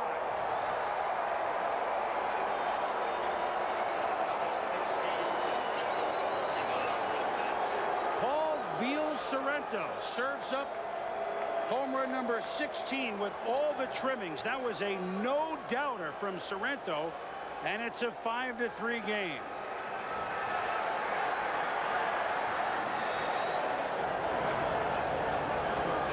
Take a look at the pitch right here. Fastball. You see the catcher reaching inside when his target is outside, so it's a lack of location, a lack of command. That's why you're seeing Joey give up some long ones this year. Hamilton. Pitch selection is one thing, the location, the execution is another, and that's what happened there. Went right into Sorrento's swing. So Dan Wilson was over 2 tonight. Fly ball to left, fly ball to right field. Of course, with Seattle, this 2-run lead is nothing. No, nothing at all. They're used to this. And they've got Edgar on the bench, Martinez. They've got Amaral. They've got Blowers. They've got some sock on the bench. They have some sticks, yes. 15 runs yesterday against San Francisco. And this is the part of the ball game that Bruce Bochy was talking about that's been the weakest for him, is getting to Hoffman. Popped up. Veras and Sinfranco back. Veras calls him off and makes the play in fair territory. Well, Sorrento went deep, and this is an intriguing show. An up-close primetime special with Roy Firestone tomorrow night at 9:30 Eastern, 6:30 Pacific. A one-on-one conversation with all 11 living members of the 500 Home Run Club. Of course, starting with Henry Aaron, 755. Willie Mays, 660. Frank Robinson, 586. Harmon Killebrew, 573. Ripped right at Veras. And Jose Cruz Jr. is out. There are 2 down. Reggie with 563. Mike Schmidt, 548. Ted Williams, 521. Willie McCovey, 521. Eddie Matthews, 512. Ernie Banks, 512. Eddie Murray, 504. Every one of them in a conversation with Roy. That should be great. That's tomorrow night at 9:30 Eastern, 6:30 on the West Coast. Knowing Roy, he probably got a couple of sound bites with Babe Ruth, too. That's the best list in baseball. That's no list better than that list. 500 home run club. Velocity's still good, 93 miles an hour. That's excellent fastball for Hamilton. So strength-wise, he's fine. It's just he's got to get the ball down and make his pitches. Well, the good news, I mean, the bad news is he's given up 2 home runs. The good news is they've both been solo shots. He's given up 12 home runs already this year, Kevin. That seems like a high number. Well, that's the reason, his command, or lack of it at times. A subject to be continued, but Easter famine. There's the K of Russell Davis. First time he's retired him tonight. Bottom of the 6th inning, the Mariners have crept to within 2, and that is it for Jeff Pissarro, who gave up 5 runs on 7 hits, and just up from Tacoma on his rehab assignment after he took a line shot below the belt. Very painful injury, obviously. Josias Manzanillo, one of the more excitable pitchers on the mound of the Carlos Perez variety. We saw him in one of those games up in Seattle, Kevin, the first 2 games of the season, and he's in a game that was even out of control. Like I think the Mariners were behind by 10 runs. He was pumping and waving and all excited. And yeah, welcome back to the major leagues, because that shot he took earlier this season was very scary. So this is his first appearance since coming back, A, off the DL, B, from the Tacoma Rainiers. Right, and to do that, they sent Bob Walcott down, who had been with the club all year. Yeah, but there's a reason for that. As I'll explain that here in a minute, as Gomez, who homered his last time up, Flaherty and Hamilton are up. Gomez walked and homered. Manzanillo's first pitch. Tip. And a strike 1.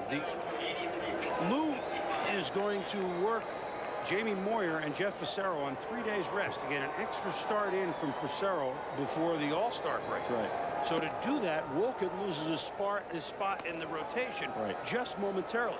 They want him to go down to Tacoma, keep in rotation, and come back. And since he's not starting, might as well bring up an extra reliever. Right. So that's what Lou is thinking of that. Lou is always thinking. So I have a lot of respect for him. Well, he has his pitchers, and I'm sure you did too. He has it pretty much thought out to September, and in doing so, one of the things that you're not seeing is Randy Johnson pitch against at least this go-around until they get to September when the rest of the interleague games. Randy Johnson is not pitching. Ripped by Gomez for a base hit, so he's been aboard all 3 times. Randy does not pinch against the National League. You think that the main reason is you don't want him to bat with a 6'10" strike zone, but really what it is it's set up that he pitches against Texas a couple of times. That's exactly right. A couple of times by design. Right. It's by design, and of course he pitches against teams like New York, and you know that's all set up well ahead of time. It's not just every 5 days you decide what your rotation's going to be. Lou, again, we talked last night about this as well. He's got his rotation set for the rest of the year. Right. But the exception with the 4 and 5 starters. The first 3, he's got him penciled in the rest of the year. Well, he wants him to face Texas a couple times, Anaheim. He wants to face the divisional teams. That's right. Correct. That's exactly what you do as a manager and pitching coach. Good slider right there. But that's really the reason why Randy is not pitching, for example, against San Diego or against, or at least in the park. Yeah, a lot of people don't know that. The design of your rotation. And the All-Star break gives you the ideal time for the second half with those 3 days off to rearrange your rotation according to who you're going to face after the break. Now, oddly enough, you would think, as Manzanillo 0-1 pitch, a little bit low, you would think that Randy Johnson would start on Thursday after the All-Star break, since he's not pitching Friday. But since he's going to throw in the All-Star game, he's not slated to pitch. I could be mistaken here, but I think it's the Sunday game. This is the time of the season when they can give him a little bit more of a breather, put a little gas in the tank for September and October. We did the same thing with Clemens last year after the break. He didn't start the first game after the break in Detroit. We set it up so that we knew down the road he was facing Baltimore and New York the most times. So you look way ahead in advance on what your setup is and what your rotation is. And again, that All-Star break gives you that chance to rearrange it. There goes Gomez. Wilson firing, and I got to tell you, they're trying to run on Dan Wilson, and he's now thrown out 2 of the 3 base stealers tonight. Well, the last time Bruce Bochy saw Dan Wilson, he was a Red in the National League, and he's much better now than he was then. See how quick his feet are. His back foot gets into position, good alignment, and a strike to second base. See how quick he is with the feet. We talk about the lower half in pitching. It's the same in throwing from behind the plate and in all positions. You got to use your feet. You got them into position quickly. If you see a guy like Pudge Rodriguez, that's why he throws so well. His lower half, his feet get into position quickly. You don't have to be a fast runner, but you do have to be quick.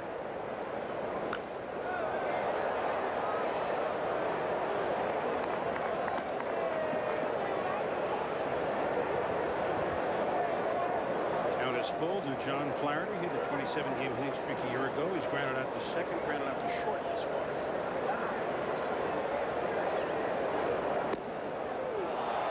He thought he hit a walk, but Ron Barnes has other news for him. Not good news.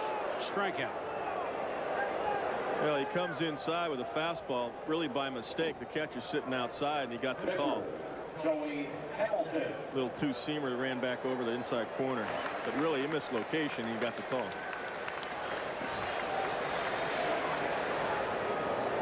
Joey Hamilton is up. Hamilton hopeful to win for the 6th time this season. It's 5-3. Hamilton was struck out both times by Facero. Manzanilla starts him off with a strike. I'm impressed, you know, seeing Joey 4 times ourselves this year doing games with the progress he's made with his mechanics and consistency. This is going to help him. It's going to eliminate arm problems. Joey Hamilton, I'm speaking of. Not from an offensive standpoint. Right. I'm talking about pitching-wise. Though he does have the 2 homers this year. He sure does. Big guy, obviously 6'4", 230. First-round pick here of these Padres in '91 out of Georgia Southern. Good breaking ball. At the plate tonight, he is taking the silver sombrero, right? 3 strikeouts. He's getting there, too. Manzanillo comes in, does the job. It's a 5-3.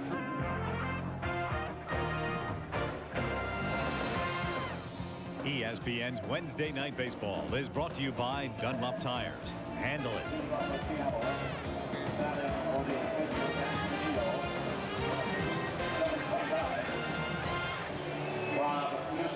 Our theme song in the background. I hear it. We'd like to I thank hear the it. Padres for giving us a little taste of home away from home. The Hotel California by the Eagles piped in. Your home, right? My home, San Diego State, right over the hill here, where I went to school. Come to games here I'm back. often? I came a lot. I came all the time. The stadium's changed a lot, obviously. Well, when you went, there was not even there were no stands in the outfield, right? My old college coach was here tonight, as a matter of fact. 26 years, Jim Dietz, who had Tony Gwynn, Mark Grace. Well, there's a look at... I didn't fit the bill as well as those 2 guys. Well, there's a look at the new soon-to-be ready for the Super Bowl and for the Chargers season, the totally enclosed now Qualcomm Stadium. But first of all, the seats only went to the end of the lights back when you went. Then they put some seats in the outfield, right? That's right.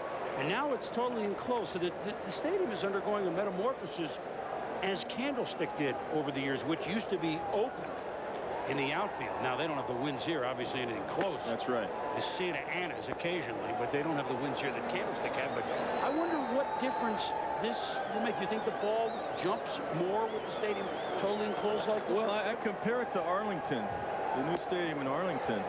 If you hit it high, the wind will knock it down. There's spots where the wind will come through out here by the scoreboard and knock it down. If you hit it on a line, it carries much better. So it kind of, it depends. A little shot of right of the scoreboard, the wind can get through that area there. And that's the same thing that happened in Arlington at the new stadium. Don't get carried away here. We're looking at the Hotel California. This is a pinch hitter, Rob A.C. Ducey. I'm talking about Texas. He Yep. was a Texas Ranger one time. Chops Tavares. So Ducey, the pinch hitter, is down. So obviously Manzanillo just in. Facero was done for the night. His head grew heavy and his sight grew dim. He had to stop for the night. And now Manzanillo has pitched his 1 inning. Ducey pinch hits, and we'll see a new Mariner pitcher. Second baseman, Joey Cora. Well, Jeff Facero touched on it a couple times. The key for him tonight, he got beat on his 4-seam fastball up most of the time and got away from his good 2-seam sink, keeping the ball down. That's what I saw tonight, different than the last outing when he beat, I believe it was the Anaheim. He pitched very well. Well, here's Joey Cora, 2 for 3 tonight. 32 multi-hit games because he's number 32 is tonight. And he was trailing Pudge Rodriguez, who has 32 multi-hit games. I don't know that Pudge got a couple of hits tonight, although Texas did a lot of scoring. He had 32 multi-hit games going into the evening. I'm glad he's an all-star this year. He deserves it. A guy like that, you know, it's always Robbie Alomar, which is well-deserved, but when a guy's having a year like he's having, he deserves it. Seattle Club. Well, Robbie and Joey Cora were teammates here in San Diego once upon a time. That's right. He is aboard again. And a look at the AL West standings, the largest lead in the history of the Seattle Mariners. Of course, you got to remember, it took them almost 20 years to get over 500 ever, but this is the largest lead ever. And really, it's because they were 20-7 in the month of June. And they really, and it started right in the middle of it. They beat up on Texas, which they always do. And it distanced them from the Rangers, and it really put the Rangers into a tailspin for about a week after that. With divisional play, that's the key. You got to beat the teams in your division. You want to beat everybody, but you definitely have to beat the teams in your division like Texas and Anaheim, and they've done that. Alex Rodriguez 1 for 3 tonight. Swings through that pitch by Joey Hamilton. Of course, the Padres, the other end of the spectrum, they're 11 back. Well, 10 and a half back as the Giants lost today. And this is the area of the ball game getting to Trevor Hoffman that Bruce Bochy was talking about before the ball game with us. That's why Hamilton's still going strong, and now he's getting in trouble. Ripped down the line over quickly is Rickey Henderson, but not quick enough. Cora is being held at third, and why not with Junior Griffey coming up. So the 2 potential tying runs are in scoring position thanks to the double by Alex Rodriguez. It's exactly what Bruce, right there's Bochy right there talking to Dan Worthen, his pitching coach, and that's exactly the problem he's had. He said it's not necessarily the starters or Trevor, it's getting to Trevor Hoffman. You can't bring Trevor in here in the 7th inning. Now, let me ask you something. Do you walk Griffey here? Even though he would be a go-ahead run and you're putting him on base? Yeah, I would. Well, I guess we've got our answer right here. I would, because he's not a singles hitter. He's got 3 runs representing at home plate right there, so he is the go-ahead run. And he's capable of doing it if he hits his 30th. So you go to the double play situation, and Buhner does hit a few ground balls. He will hit some ground balls if the ball's down, if Joey throws his sinker. You know, Buhner's also capable of going deep, but you know, he's hitting 238, more susceptible to the ground ball or strikeout. Well, the walk to Griffey, so Junior has doubled, singled, and now been walked in addition to a strikeout. And now the bases are loaded, and pitching coach Dan Worthen will go to the mound, talk with Hamilton, Flaherty. Gomez is in from shortstop. A sharp ground ball, they might be able to turn home to first. Might? They might, but right now in the 7th inning, they've got you're trying to get an out and eliminate a big inning right here. You know, you don't want to shorten up. You're going to play back, double play depth. You don't want a big inning right here. So, you know, you give up 1 in this situation if you have to. Now, the one thing the Padres don't have, they don't have a lefty in their bullpen. And Pete Smith, the right-hander, is up. And you got Sorrento on deck, the left-hander. So one of these right-handers is going to have to face Paul Sorrento. So this could be Hamilton's last hitter, depending on what he does, or it could not. He gets him out. We'll see. He's gotten Sorrento twice, but Paul got him last time for a long one, home run. 105 pitches. That doesn't concern you yet, does it, Kevin? Well, it depends on the guy, the way he's thrown tonight. No, but he's at about that point. You start 6th inning on, you start talking to your guy and getting your bullpen going. Well, he starts Buhner off with a strike. 15 pitches an inning is a guideline. We're in the 6th inning, 7th inning. So he's about on pace. Foul just below us, so quickly Hamilton ahead 0-2. With the bases full of Mariners, Seattle trailing 5-3.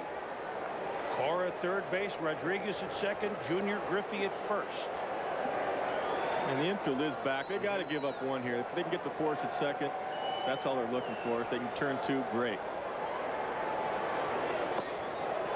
Pitch up high, 1-2. Buhner 5 for 9 with the bases loaded, 97. The Mariners as a team with the bases loaded is an unbelievable number this year. Best in baseball. Oh, crowd in Hamilton wanted it.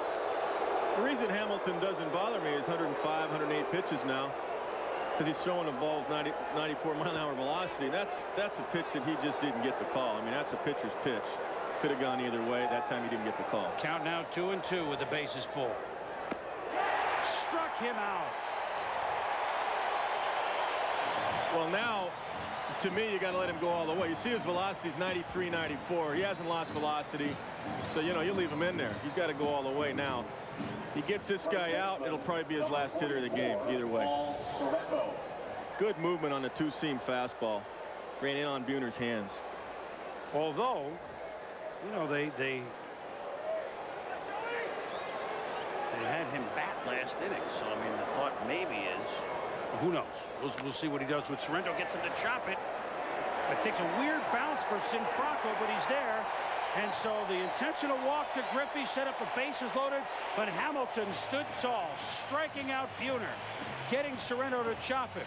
And the Padres still lead it 5-3. 7th inning stretch time here in San Diego. Joey Hamilton certainly did his job. And now he's hoping maybe I can get another run or two. A decision to be made here, Kevin, by manager Bruce Bochy. Meanwhile, Lou Piniella has made his. Now, here's one of the changes in the Seattle Mariners, a first-place club, but they've undergone a lot of changes since the start of the year. Norm Charlton was the closer, blew several saves in a row. Ayala now the closer. So Charlton would never come in down 5-3, but no, he's now a middleman. And basically, Lou is also using Sanders. He'll use any of those three to close, whoever's doing the job, whoever's hot, and based on who's coming up. Right now, that's their closer, Bobby. We all live in Ayala submarine. But he won't come in unless the Mariners at least tie it, if not take the lead. But again, it's not a bona fide. I mean, Ayala's got about 6 saves in a row.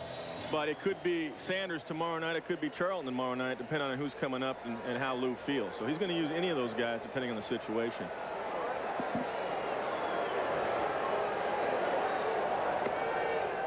Rickey Henderson, who homered to lead off the bottom of the first inning for San Diego, helped putting them on the right foot, although at the time it only tied the game 1-1. That long ball, one of the blows that helped send Jeff Fassero to the showers. It was either feast or famine. But long ball, doubles, but struck out 7. I mean, it was either great or not. Yeah, the 2 long balls were on 4-seam fastballs that Jeff got beat on, the one to Henderson and the one to Gomez, as well as a lot of the extra base hits.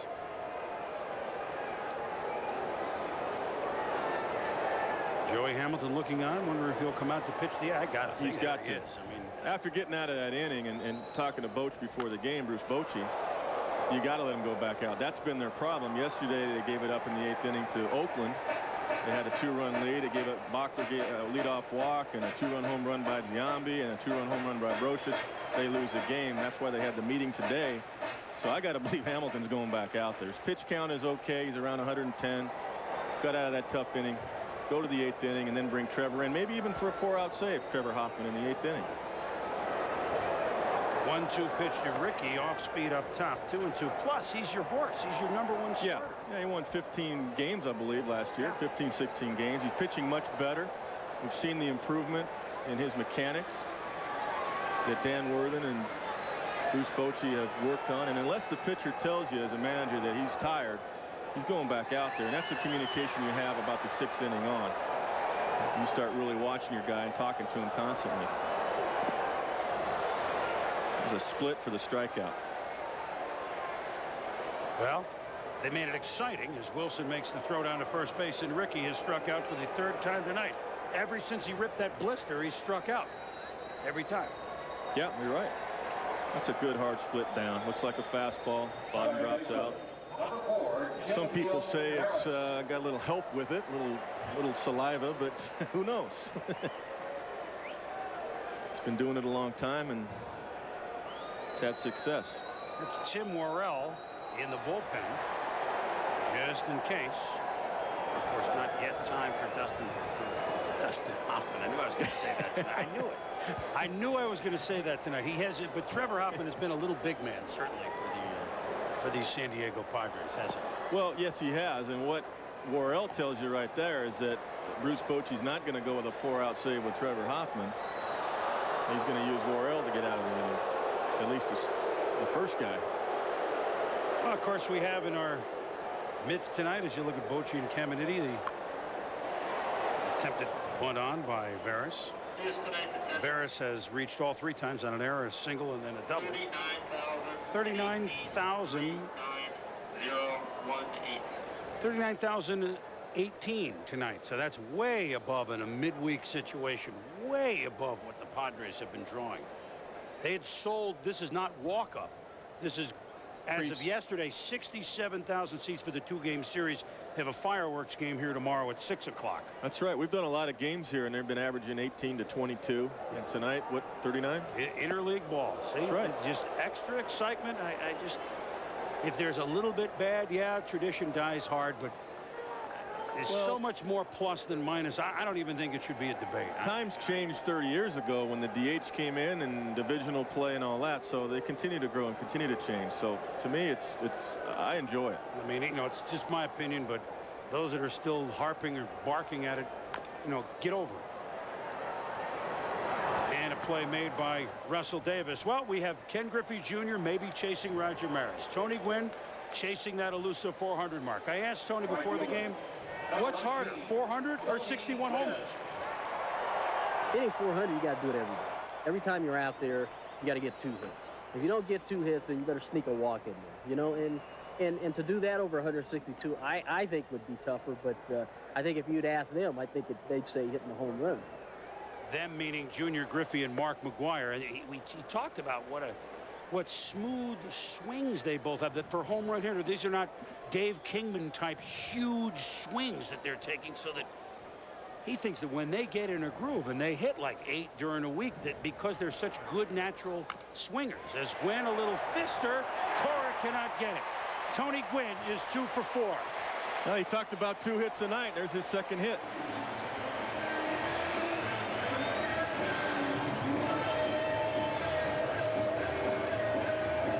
But you're right about the home run hitters.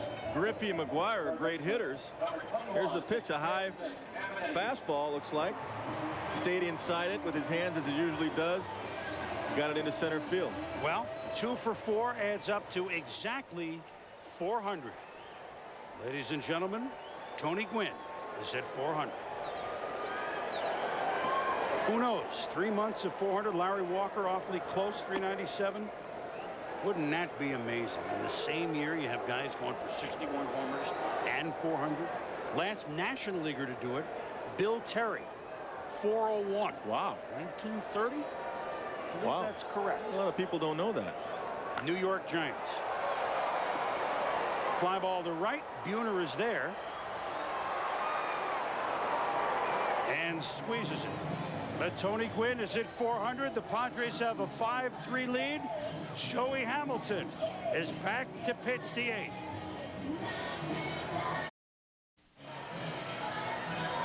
Top of the 8th, the Padres lead at 5-3. I lied. Joey Hamilton is not out to pitch the 8th. It'll be Tim Worrell.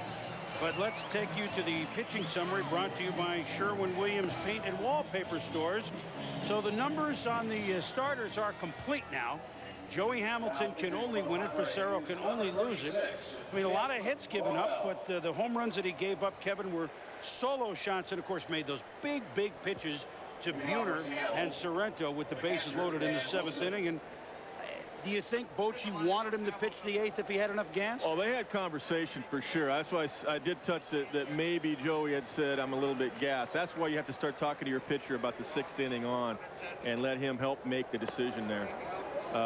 I'm sure Boch thought, you know, he got out of that tough inning. I'd rather have my reliever start the inning fresh, give him a chance to make a mistake rather than bringing Worrell in with a couple of men on. And that's a thinking as a manager.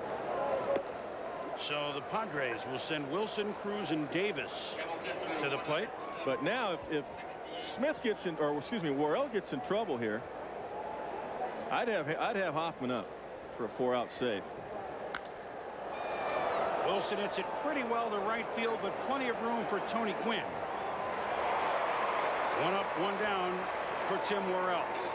Of course, it doesn't matter what I would do. Well, it used to but matter. that's what my opinion is. I mean, I would have him up now that he's decided to go to the bullpen in the 8th, and based on what Bruce told us before the game, and there's Hoffman getting, I believe he's getting his jacket off.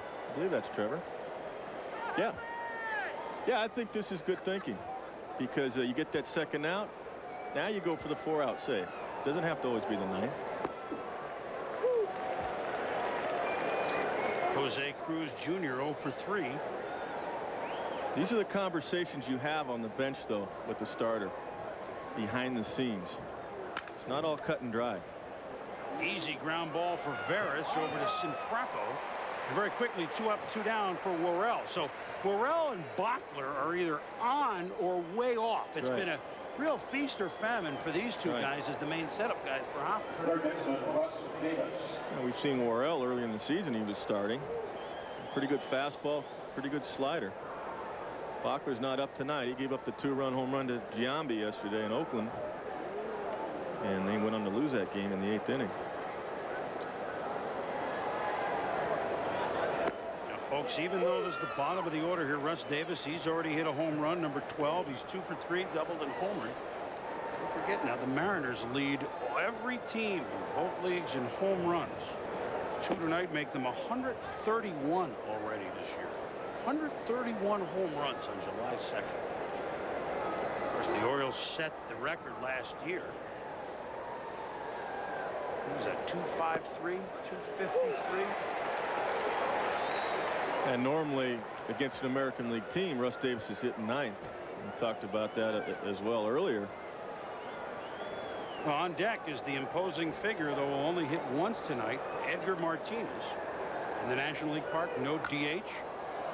Hit pretty well to right field, but Gwynn is there again. So Worrell comes in and a 1-2-3-8 for him. Griffey would bat 4th in the 9th inning. The Padres lead 5-3. Hey, it's the Hotel California, where you can check out anytime you like, but you can never leave. Those are Wally Joyner hats or wigs, or get out of here. And they have the buzz cut for Buhner in Seattle. Yep. We got the Joyner look here. That's the look down here. Yeah, absolutely. Sheesh. God, they don't have that for me. Sunday night game of the week. These Mariners will be at Anaheim. Junior and Timmy Edmonds, 2 guys that can play center field pretty darn well. Mariners and Angels. That'll close out the first half of the season. 8 Eastern, 5 here on the coast, 2 o'clock in Maui. That's their Sunday night game of the week with John and ESPN's Reggie Jackson, if I'm not mistaken, on that game. I'd like to welcome Reg to our ESPN family. I'm sure he will provide an insight or two. Very studious. You know those home runs just by sheer power. You'll have some things to say. He watches the game very carefully. We've sat and talked on entire plane rides to the West Coast back a couple years ago, and he was on top of it. So, Reg, welcome aboard. You know, and I waited late here, and I should not have, as Jones and Franco and Gomez are up there. Because I don't know now, it's pretty late in the East, but what they call coach, Mike Sexton, who's the road manager of Crosby, Stills, and Nash, San Diego fan. Big buddy with Bruce Bochy. Bochy wanted me to say hello to. I said they're going to be watching. I think they're in Syracuse tonight. They're probably still up. So, well, yeah, they may be up. They just might keep some late hours. Saw them on Friday night in Connecticut. They still sound as good as ever. And so the coach and all the guys in the band were watching their Padres. Hope you're enjoying it thus far. And there, now that's David Crosby's cousin, maybe. That's I don't know. That's although not bad. Not bad. Good job, close. Director Cowboy Jimmy Moore and our camera crew. Guys are really working back there, aren't they? They are. They're on top of it. I mean, they're listening. They're listening to I don't know if he had Sweet Judy Blue Eyes there, but I'm not sure. The guys sounded great. At any rate, that'll bring up Golden Arquisi Franco, who was 1 for 3 with a double and scored in the 4th inning on Gomez's 2-run home run. Padres lead at 5-3 here in the bottom of the 8th. It'll be Edgar Martinez, we assume, or maybe not to lead. I'm sure you're going to get him up. He's going to pinch hit for the pitcher. The only guy he's going to hit for is the pitcher's spot. Yep. He's not going to hit for Cora, so Rodriguez, Griffey, Buhner, Sorrento. So Edgar, Cora, Rodriguez, Griffey, Buhner. I mean, if they get something going in the ninth. So don't tune out now. If you've hung with us this long in these, don't tune out now. Hit pretty well to right field. That'll drop in alongside of Buhner. But Buhner with a big gun makes a turn and a strike to the cutoff man Cora. Sinfranco in with the 2nd hit of the night. And both doubles for Archie the other way. One to right center earlier off of Passero. This one down the right field line. Again, he stays inside the ball, goes the other way. Pretty short stride. Buhner does a nice job here, Kevin, of spinning the other way. Well, that's the thing you teach. You teach young guys to spin the other way on the ball going to your left like that. And that's why you get the ball back in much quicker and you use your legs better push off. More accuracy. Bring in one of the hitting stars tonight for the Pods, shortstop Chris Gomez. 2-run home run in the 4th, singled in the 6th. Sinfranco with 2 hits in the 6th hole. Gomez 2 hits in the 7th hole. We say that bottom of the order wasn't as impressive, but that's right. They're doing it tonight. Good job tonight. Well, you can't take major league hitters for granted. That's what you learn in the big leagues every night. You got to put guys away. It doesn't matter where they hit in the order. Somebody's got to hit first, somebody's got to hit last, and you got to get them all out. Don't take anything for granted.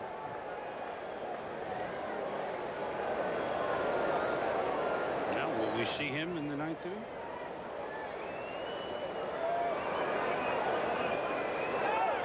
There goes Sinfracco. And this time they steal it. Well, that was a first move sign. That was a design play. The left-handed pitcher with a big leg kick. You give a sign where he just goes as soon as the left-hander moves. I mean, you don't wait till the leg is all the way lifted. You break as soon as he moves.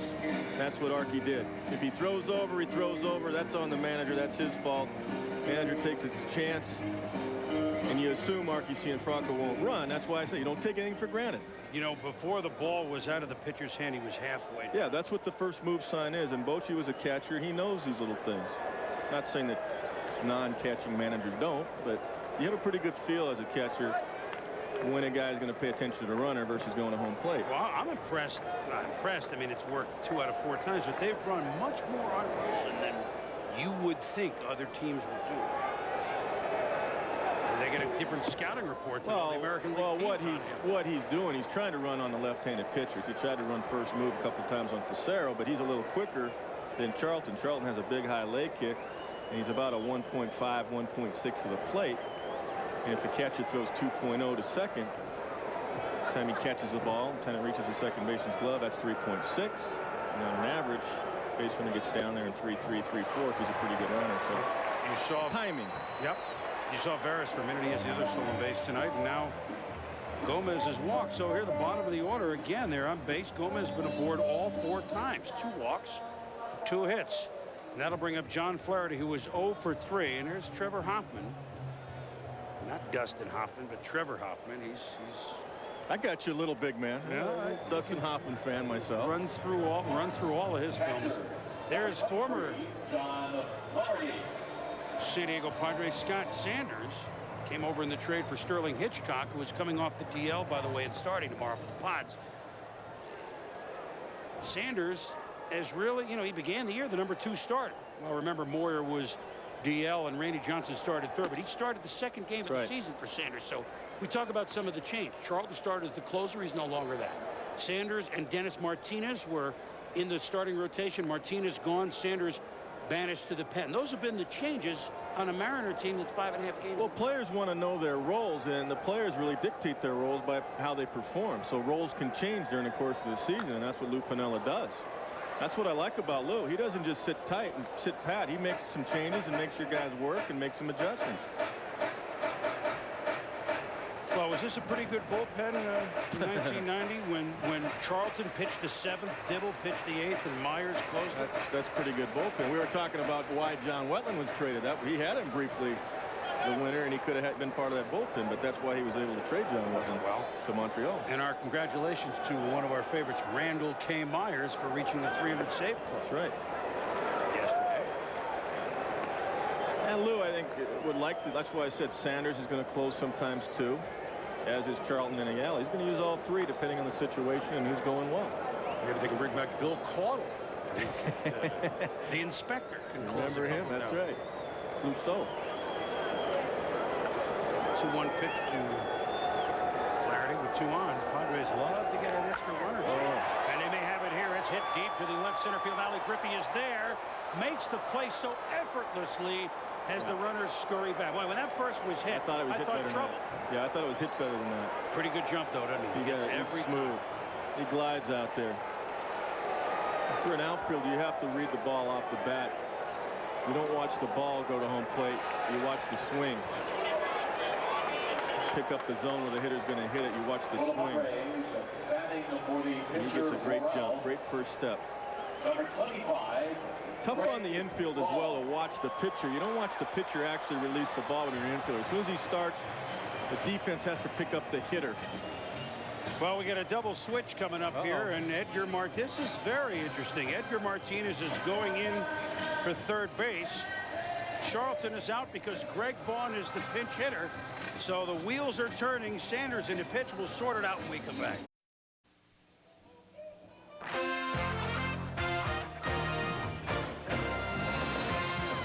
ESPN's Wednesday Night Baseball is brought to you by Visa. It's everywhere you want to be. And by Miller Lite, who reminds you that anything can happen at Miller time.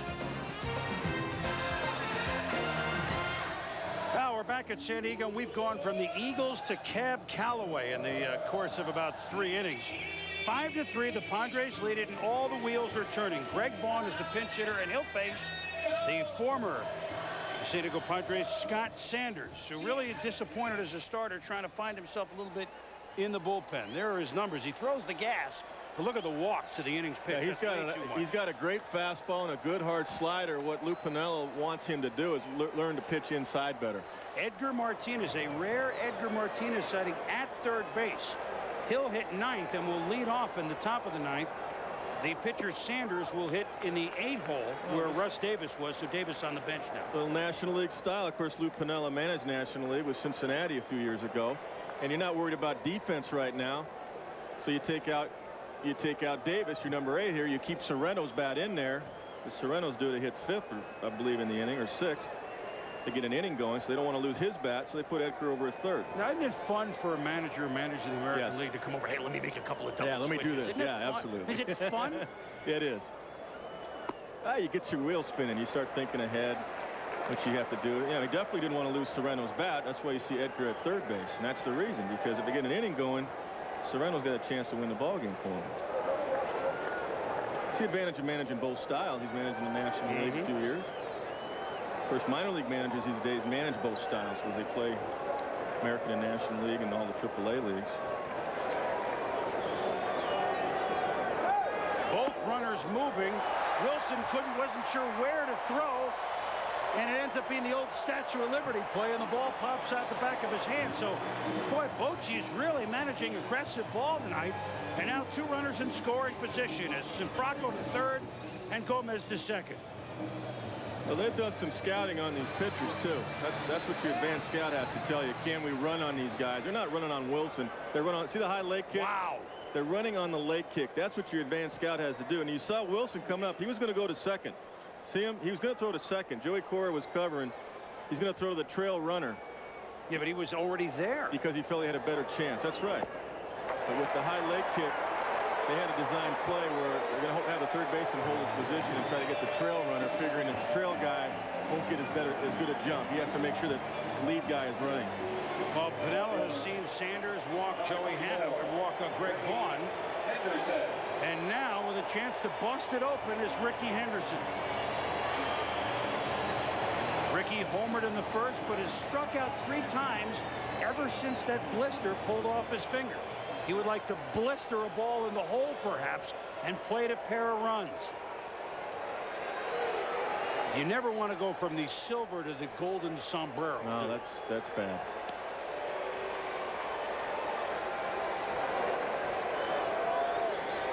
You know, we're looking down at Rickey wearing number 24 and Junior Griffey, of course, wearing 24, both in honor of you-know-who. Billy May. That's right. Both. Now you had 2 24s right here. There's one looking in from center field and one at the plate. And now Nardi Contreras will go out along with Dan Wilson. I mean, the last thing they want from the bullpen is the guy to come in and start throwing balls. We pointed out the base on balls call is not good. Yeah, he's trying to get command of his delivery. Sanders has a big leg kick, and when you have a huge leg kick and you got your arms flying and you open up too soon, you're not going to have command. You're going to walk a lot of guys. In the 1st inning, Rickey began the Padres' assault like this. Gone. Leadoff home run number 71 in his career.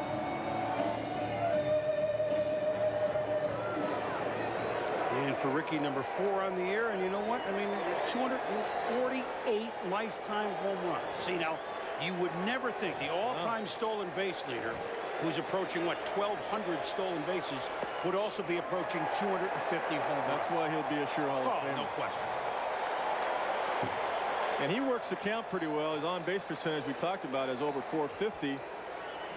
And Sanders is getting himself in a big hole here with bases loaded, 2-0 count to Rickey.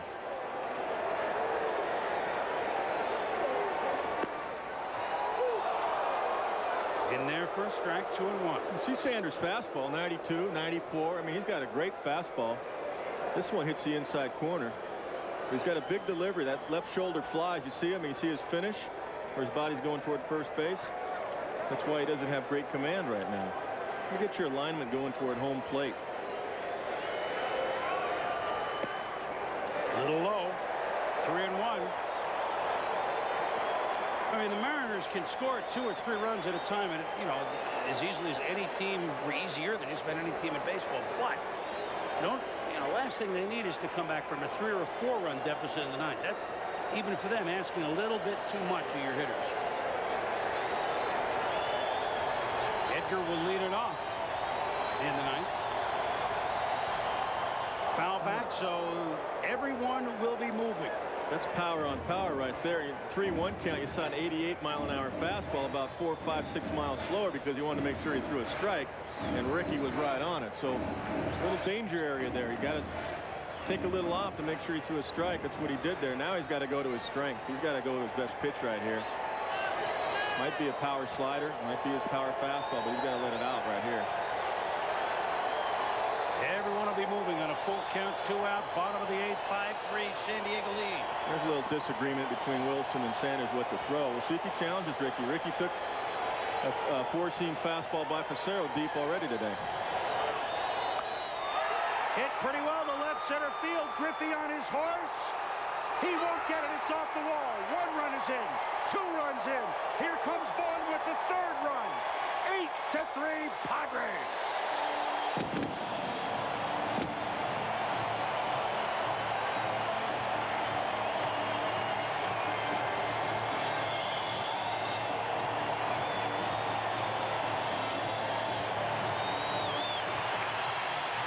Rickey has just lost that number. Home run, 3 Ks, and a 3-run double. That was a 3-2 fastball. He challenged Rickey. He was right on the one before, and this one he nailed again just like he did for Cerro. And that ball's up right into his wheelhouse. Griffey had a beat on it, got a good jump. But Rickey smoked it. Different feeling now here for the Padres and Mariners as Veras is up. Well, you get used to seeing Ken Griffey catch so many balls against the wall, but that was just a bad pitch. Bad location. The ball was up. He challenged Rickey. He threw 6 fastballs in that sequence, and Rickey beat him. Sanders has come in against a club that he helped to the postseason last year for only the 2nd time in Padre history. And his ex-teammates are so appreciative of his efforts last year that they've tattooed him. Well, a little bit what Lou Piniella said, too. He wants Sanders to learn to pitch inside a little bit better. And that ball was out over the plate, 3-2. I mean, that's just a down-the-middle fastball that Rickey nailed. Hit to center. Griffey is there. Squeezes it, but the damage has been done. Rickey Henderson. 3-run double on a full count with 2 out of the 8. And the Padres lead it 8-3. Pal Scott Sanders tattooed by Rickey Henderson with a 3-run double to bust this thing wide open at 8-3. So Rickey had a bookend evening at the plate. His first at bat and his last at bat. Driven in half of the 8 San Diego runs tonight. Sports Center coming up after the conclusion of the game with Rich Eisen and Stuart Scott. All the baseball, Greg Maddux a gem at Yankee Stadium. Of course, he did that to start the World Series, but couldn't do it at the end of it. Patrick Ewing signs. Sampras at Wimbledon. Sports Center is next. They know, hey, they know it here. Quinn and Griffey. Maybe they'll both get there. Tony is at 400 exactly. And Griffey will, well, may come up tonight, may have a chance to hit home run number 30 as Edgar Martinez will bat against Trevor Hoffman. Edgar just put in on the double switch. National League Park did not DH tonight. Look at what they missed tonight. Couple batting titles. 340 batting average. Trevor Hoffman did an excellent fastball, around 95, 96, and an outstanding changeup, which he's using a lot lately. Pretty good curveball as well. Well, he just passed Raleigh Fingers as the all-time save leader in Padre history. Now, I don't think of Raleigh Fingers as a Padre, really, but he had over 100 saves here in San Diego. You think of him as an Oakland A, but he pitched so well here. Hoffman is now the leader in that department. Yeah, we see the velocity is only 89 right now, so he's not throwing as hard as he normally does, and he's at 94 to 95, sometimes 96. But it's location. Doesn't matter really how hard you throw. You make the right pitches in the right spots. Change speeds. Inside, Edgar. A little bit higher there, 91. Now, as much as Edgar Martinez, a great hitter, obviously, Kevin, but as much as he studies count as full pitchers, I mean, he's never seen it, I assume, except in a spring training game here or there. Well, yeah, study this. Deep to left center field, back, gone. That's what they missed tonight. Yep. Now, people say the ball only goes out of Seattle. See, that's where the myth is. It does go out of Seattle, but this is just a good hitter. Well, I mean, now you see those 3 runs that Henderson played and what a difference that makes. Huge. It's the 3rd home run by the Mariners tonight, but they've all been Napoleon solos. And this is a fastball. They're trying to go inside. See the cat, he missed his spot. He got it down the middle too much. See his catcher go to the outside a little bit with the glove. And Edgar stays inside it with good backspin as he normally does, hits it out. Ball estimated to travel 414 feet. Homer number 14. Edgar Martinez. Sorrento is 16th. Davis is 12th. Martinez is 14th. Black. Padres still lead by 4, 8-4. And with a 5-run lead coming into this inning, that's why Trevor Hoffman threw 6 fastballs to Martinez. Normally you're going to see Trevor throw his curve and his changeup. He's got a great changeup, but sometimes he'll throw as his out pitch. As that home run means we'll get another view of Ken Griffey. Cora waved at that one. A-Rod can get on. You never know. A couple curveballs now. Trevor threw 1 fastball to Cora, came back with 2 overhand curveballs. So he started to pitch a little now. He doesn't want too many men on with the big guys coming up. Sports Center coming up next. Rich and Stewart.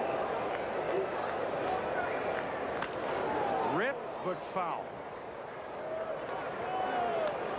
Enjoyed the visit out here to the West Coast. This is your stomping ground. Nice little break for you. I always enjoy this. Is kind of where I cut my teeth announcing baseball. 90 and 91, Hotel California. I remember seeing you in Oakland when I was managing Texas. You're out quite a bit. At the ballpark, of course. West Coast. Yeah, ballpark. Absolutely. You kind of helped me get initiated, you know, that meeting we had back in Bristol. I appreciate it. Talking about how you started on the West Coast.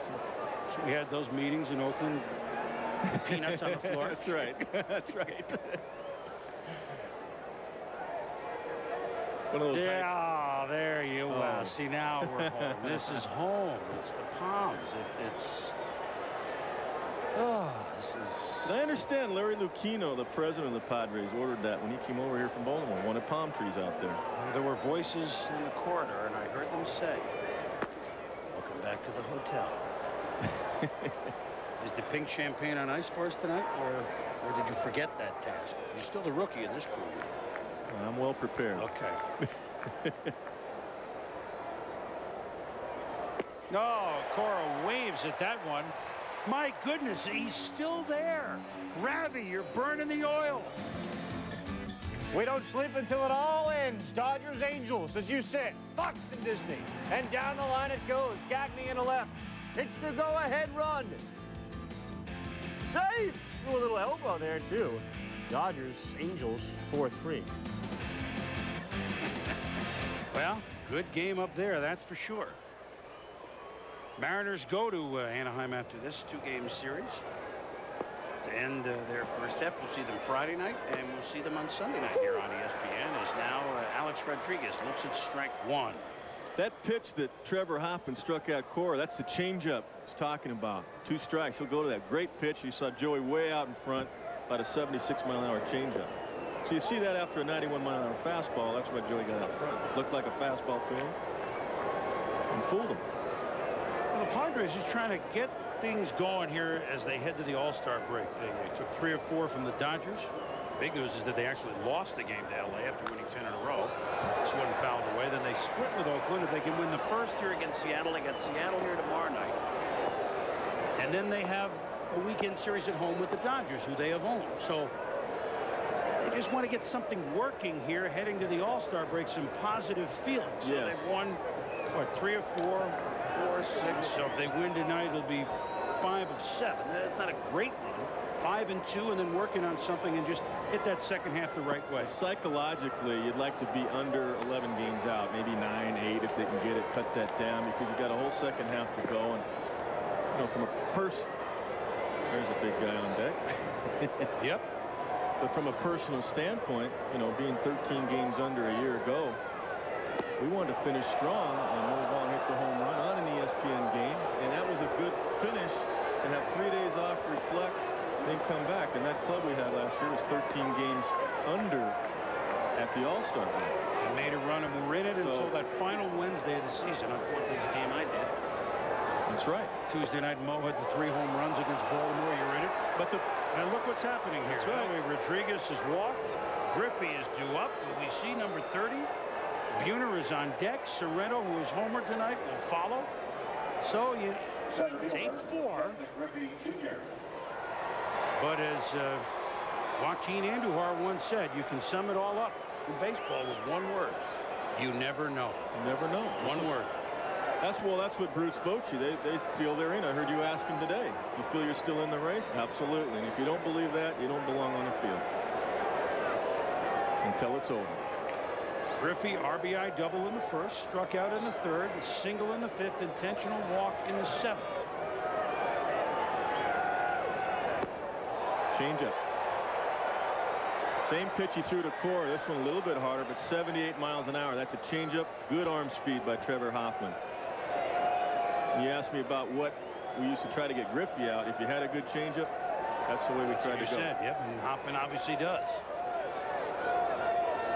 Fastball ripped to right field. Should have stayed with it. Yep. Rodriguez over to third base.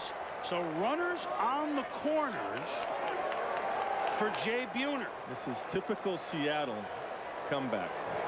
And they are never out of it. 4 or 5 runs. Well, he had a good changeup on the first one. Griffey is not fooled on this one. It's a fastball. He's looking for it. Turns on it. First and third. 1 run in, 2 on, 1 out, 8-4. Griffey now 3 for 4, and Buhner is up, who has taken the collar tonight. Hamilton handled them all 4 times, and here's the changeup to Buhner. Exactly. 76 miles an hour. So his changeup is in the range of 74 to 78. His fastball tonight is topped out about 92. So see the difference in the velocity there. It looks like a fastball. That's why these guys get out front. This time he went back with it. That's what he probably should have done to Griffey.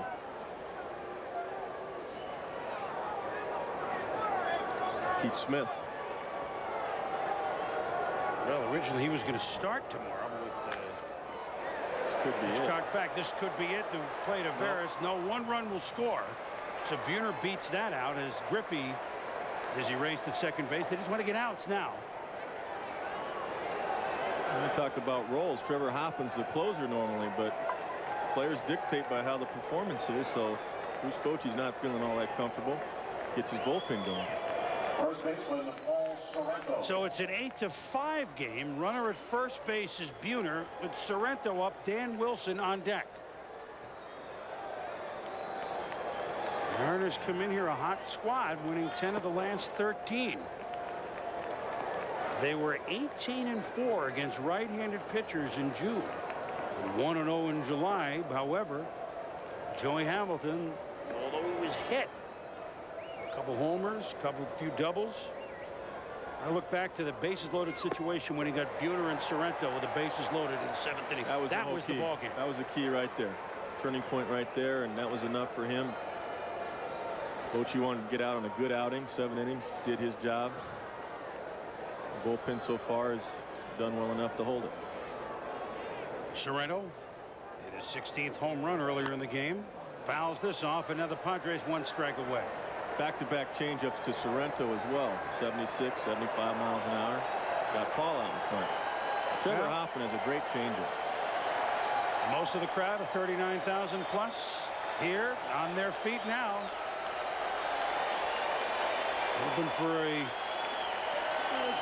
nice little homestand here. 2 games against Seattle, 3 with the Dodgers over the weekend. Outside, 2-2. Especially after last night's loss in Oakland, yesterday's loss. They had a lead late in the game and blew it. 4 runs in the 8th. So this is huge for him. Well, big meeting. Tony Gwynn did some talking. Sure did. A couple other veterans did. He did. Players got at times take it into their own hands. The manager just can't, give Newt Rockney every night. You know that. Absolutely. Players only meeting. Inside now, 3-2. So for what it's worth, Buhner will be moving. The best teams police themselves at certain times. Manager, of course, is going to oversee everything, but the real good clubs, you talk about team chemistry. You hear this down in Los Angeles, this and that. The players have to take some responsibility. That's what Tony Gwynn did with his club. Up the middle, base hit. Well. The tying run will indeed come to the plate in the person of Dan Wilson. And Bruce Bochy is going to go out and talk with his closer and say, this door that we got, shut it.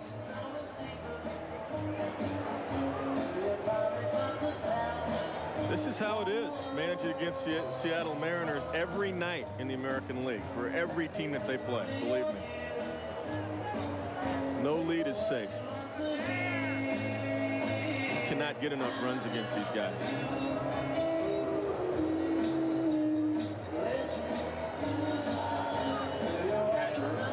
Dan Wilson has yet to get a hit tonight. 3 fly balls to the outfield and a pop to second base. So you want to look at it one way, he's due. You want to look at it another way, he's struggled all night. Right. Hamilton solved him 4 times. Actually, the 8th inning, Tim Worrell retired. So 0 for 4 against Hamilton and Worrell. Hoffman will try his turn. Change up. Starting everybody off with that change. Yep. Getting ahead. And they're looking first ball fastball to drive it. And Trevor's throwing the changeup to get ahead. 2 runs home. 8-5 game, and now Hoffman ahead of Wilson 0-2. Bruce Bochy might have went out there like Pinella did and just said, hey, stay with that changeup. That's your best pitch tonight. Go all the way with it. I don't want to see him get a fastball and beat us right here or tie the game. I got to believe he's going to go all the way with the changeup. And he did, and he got him. Well, it was exciting, was it not? But when you add it all up, the San Diego Padres have defeated the Seattle Mariners by the count of 8-5. Tony Gwynn, 2 for 4, is at 400. Rickey Henderson at 4 RBIs. SportsCenter is coming up next. Hope you've enjoyed our visit to the Hotel California. I know I did, and I enjoyed working with you, Kevin. My pleasure. Let's do it again sometime. I hope so. For Kevin Kennedy, I'm Chris Berman. Everybody out here west of our ESPN crew, this has been a presentation of ESPN, the worldwide leader in sports. SportsCenter's next. From all of us at ESPN, have a great 4th of July weekend. Drive safely. The final again, San Diego wins it 8-5.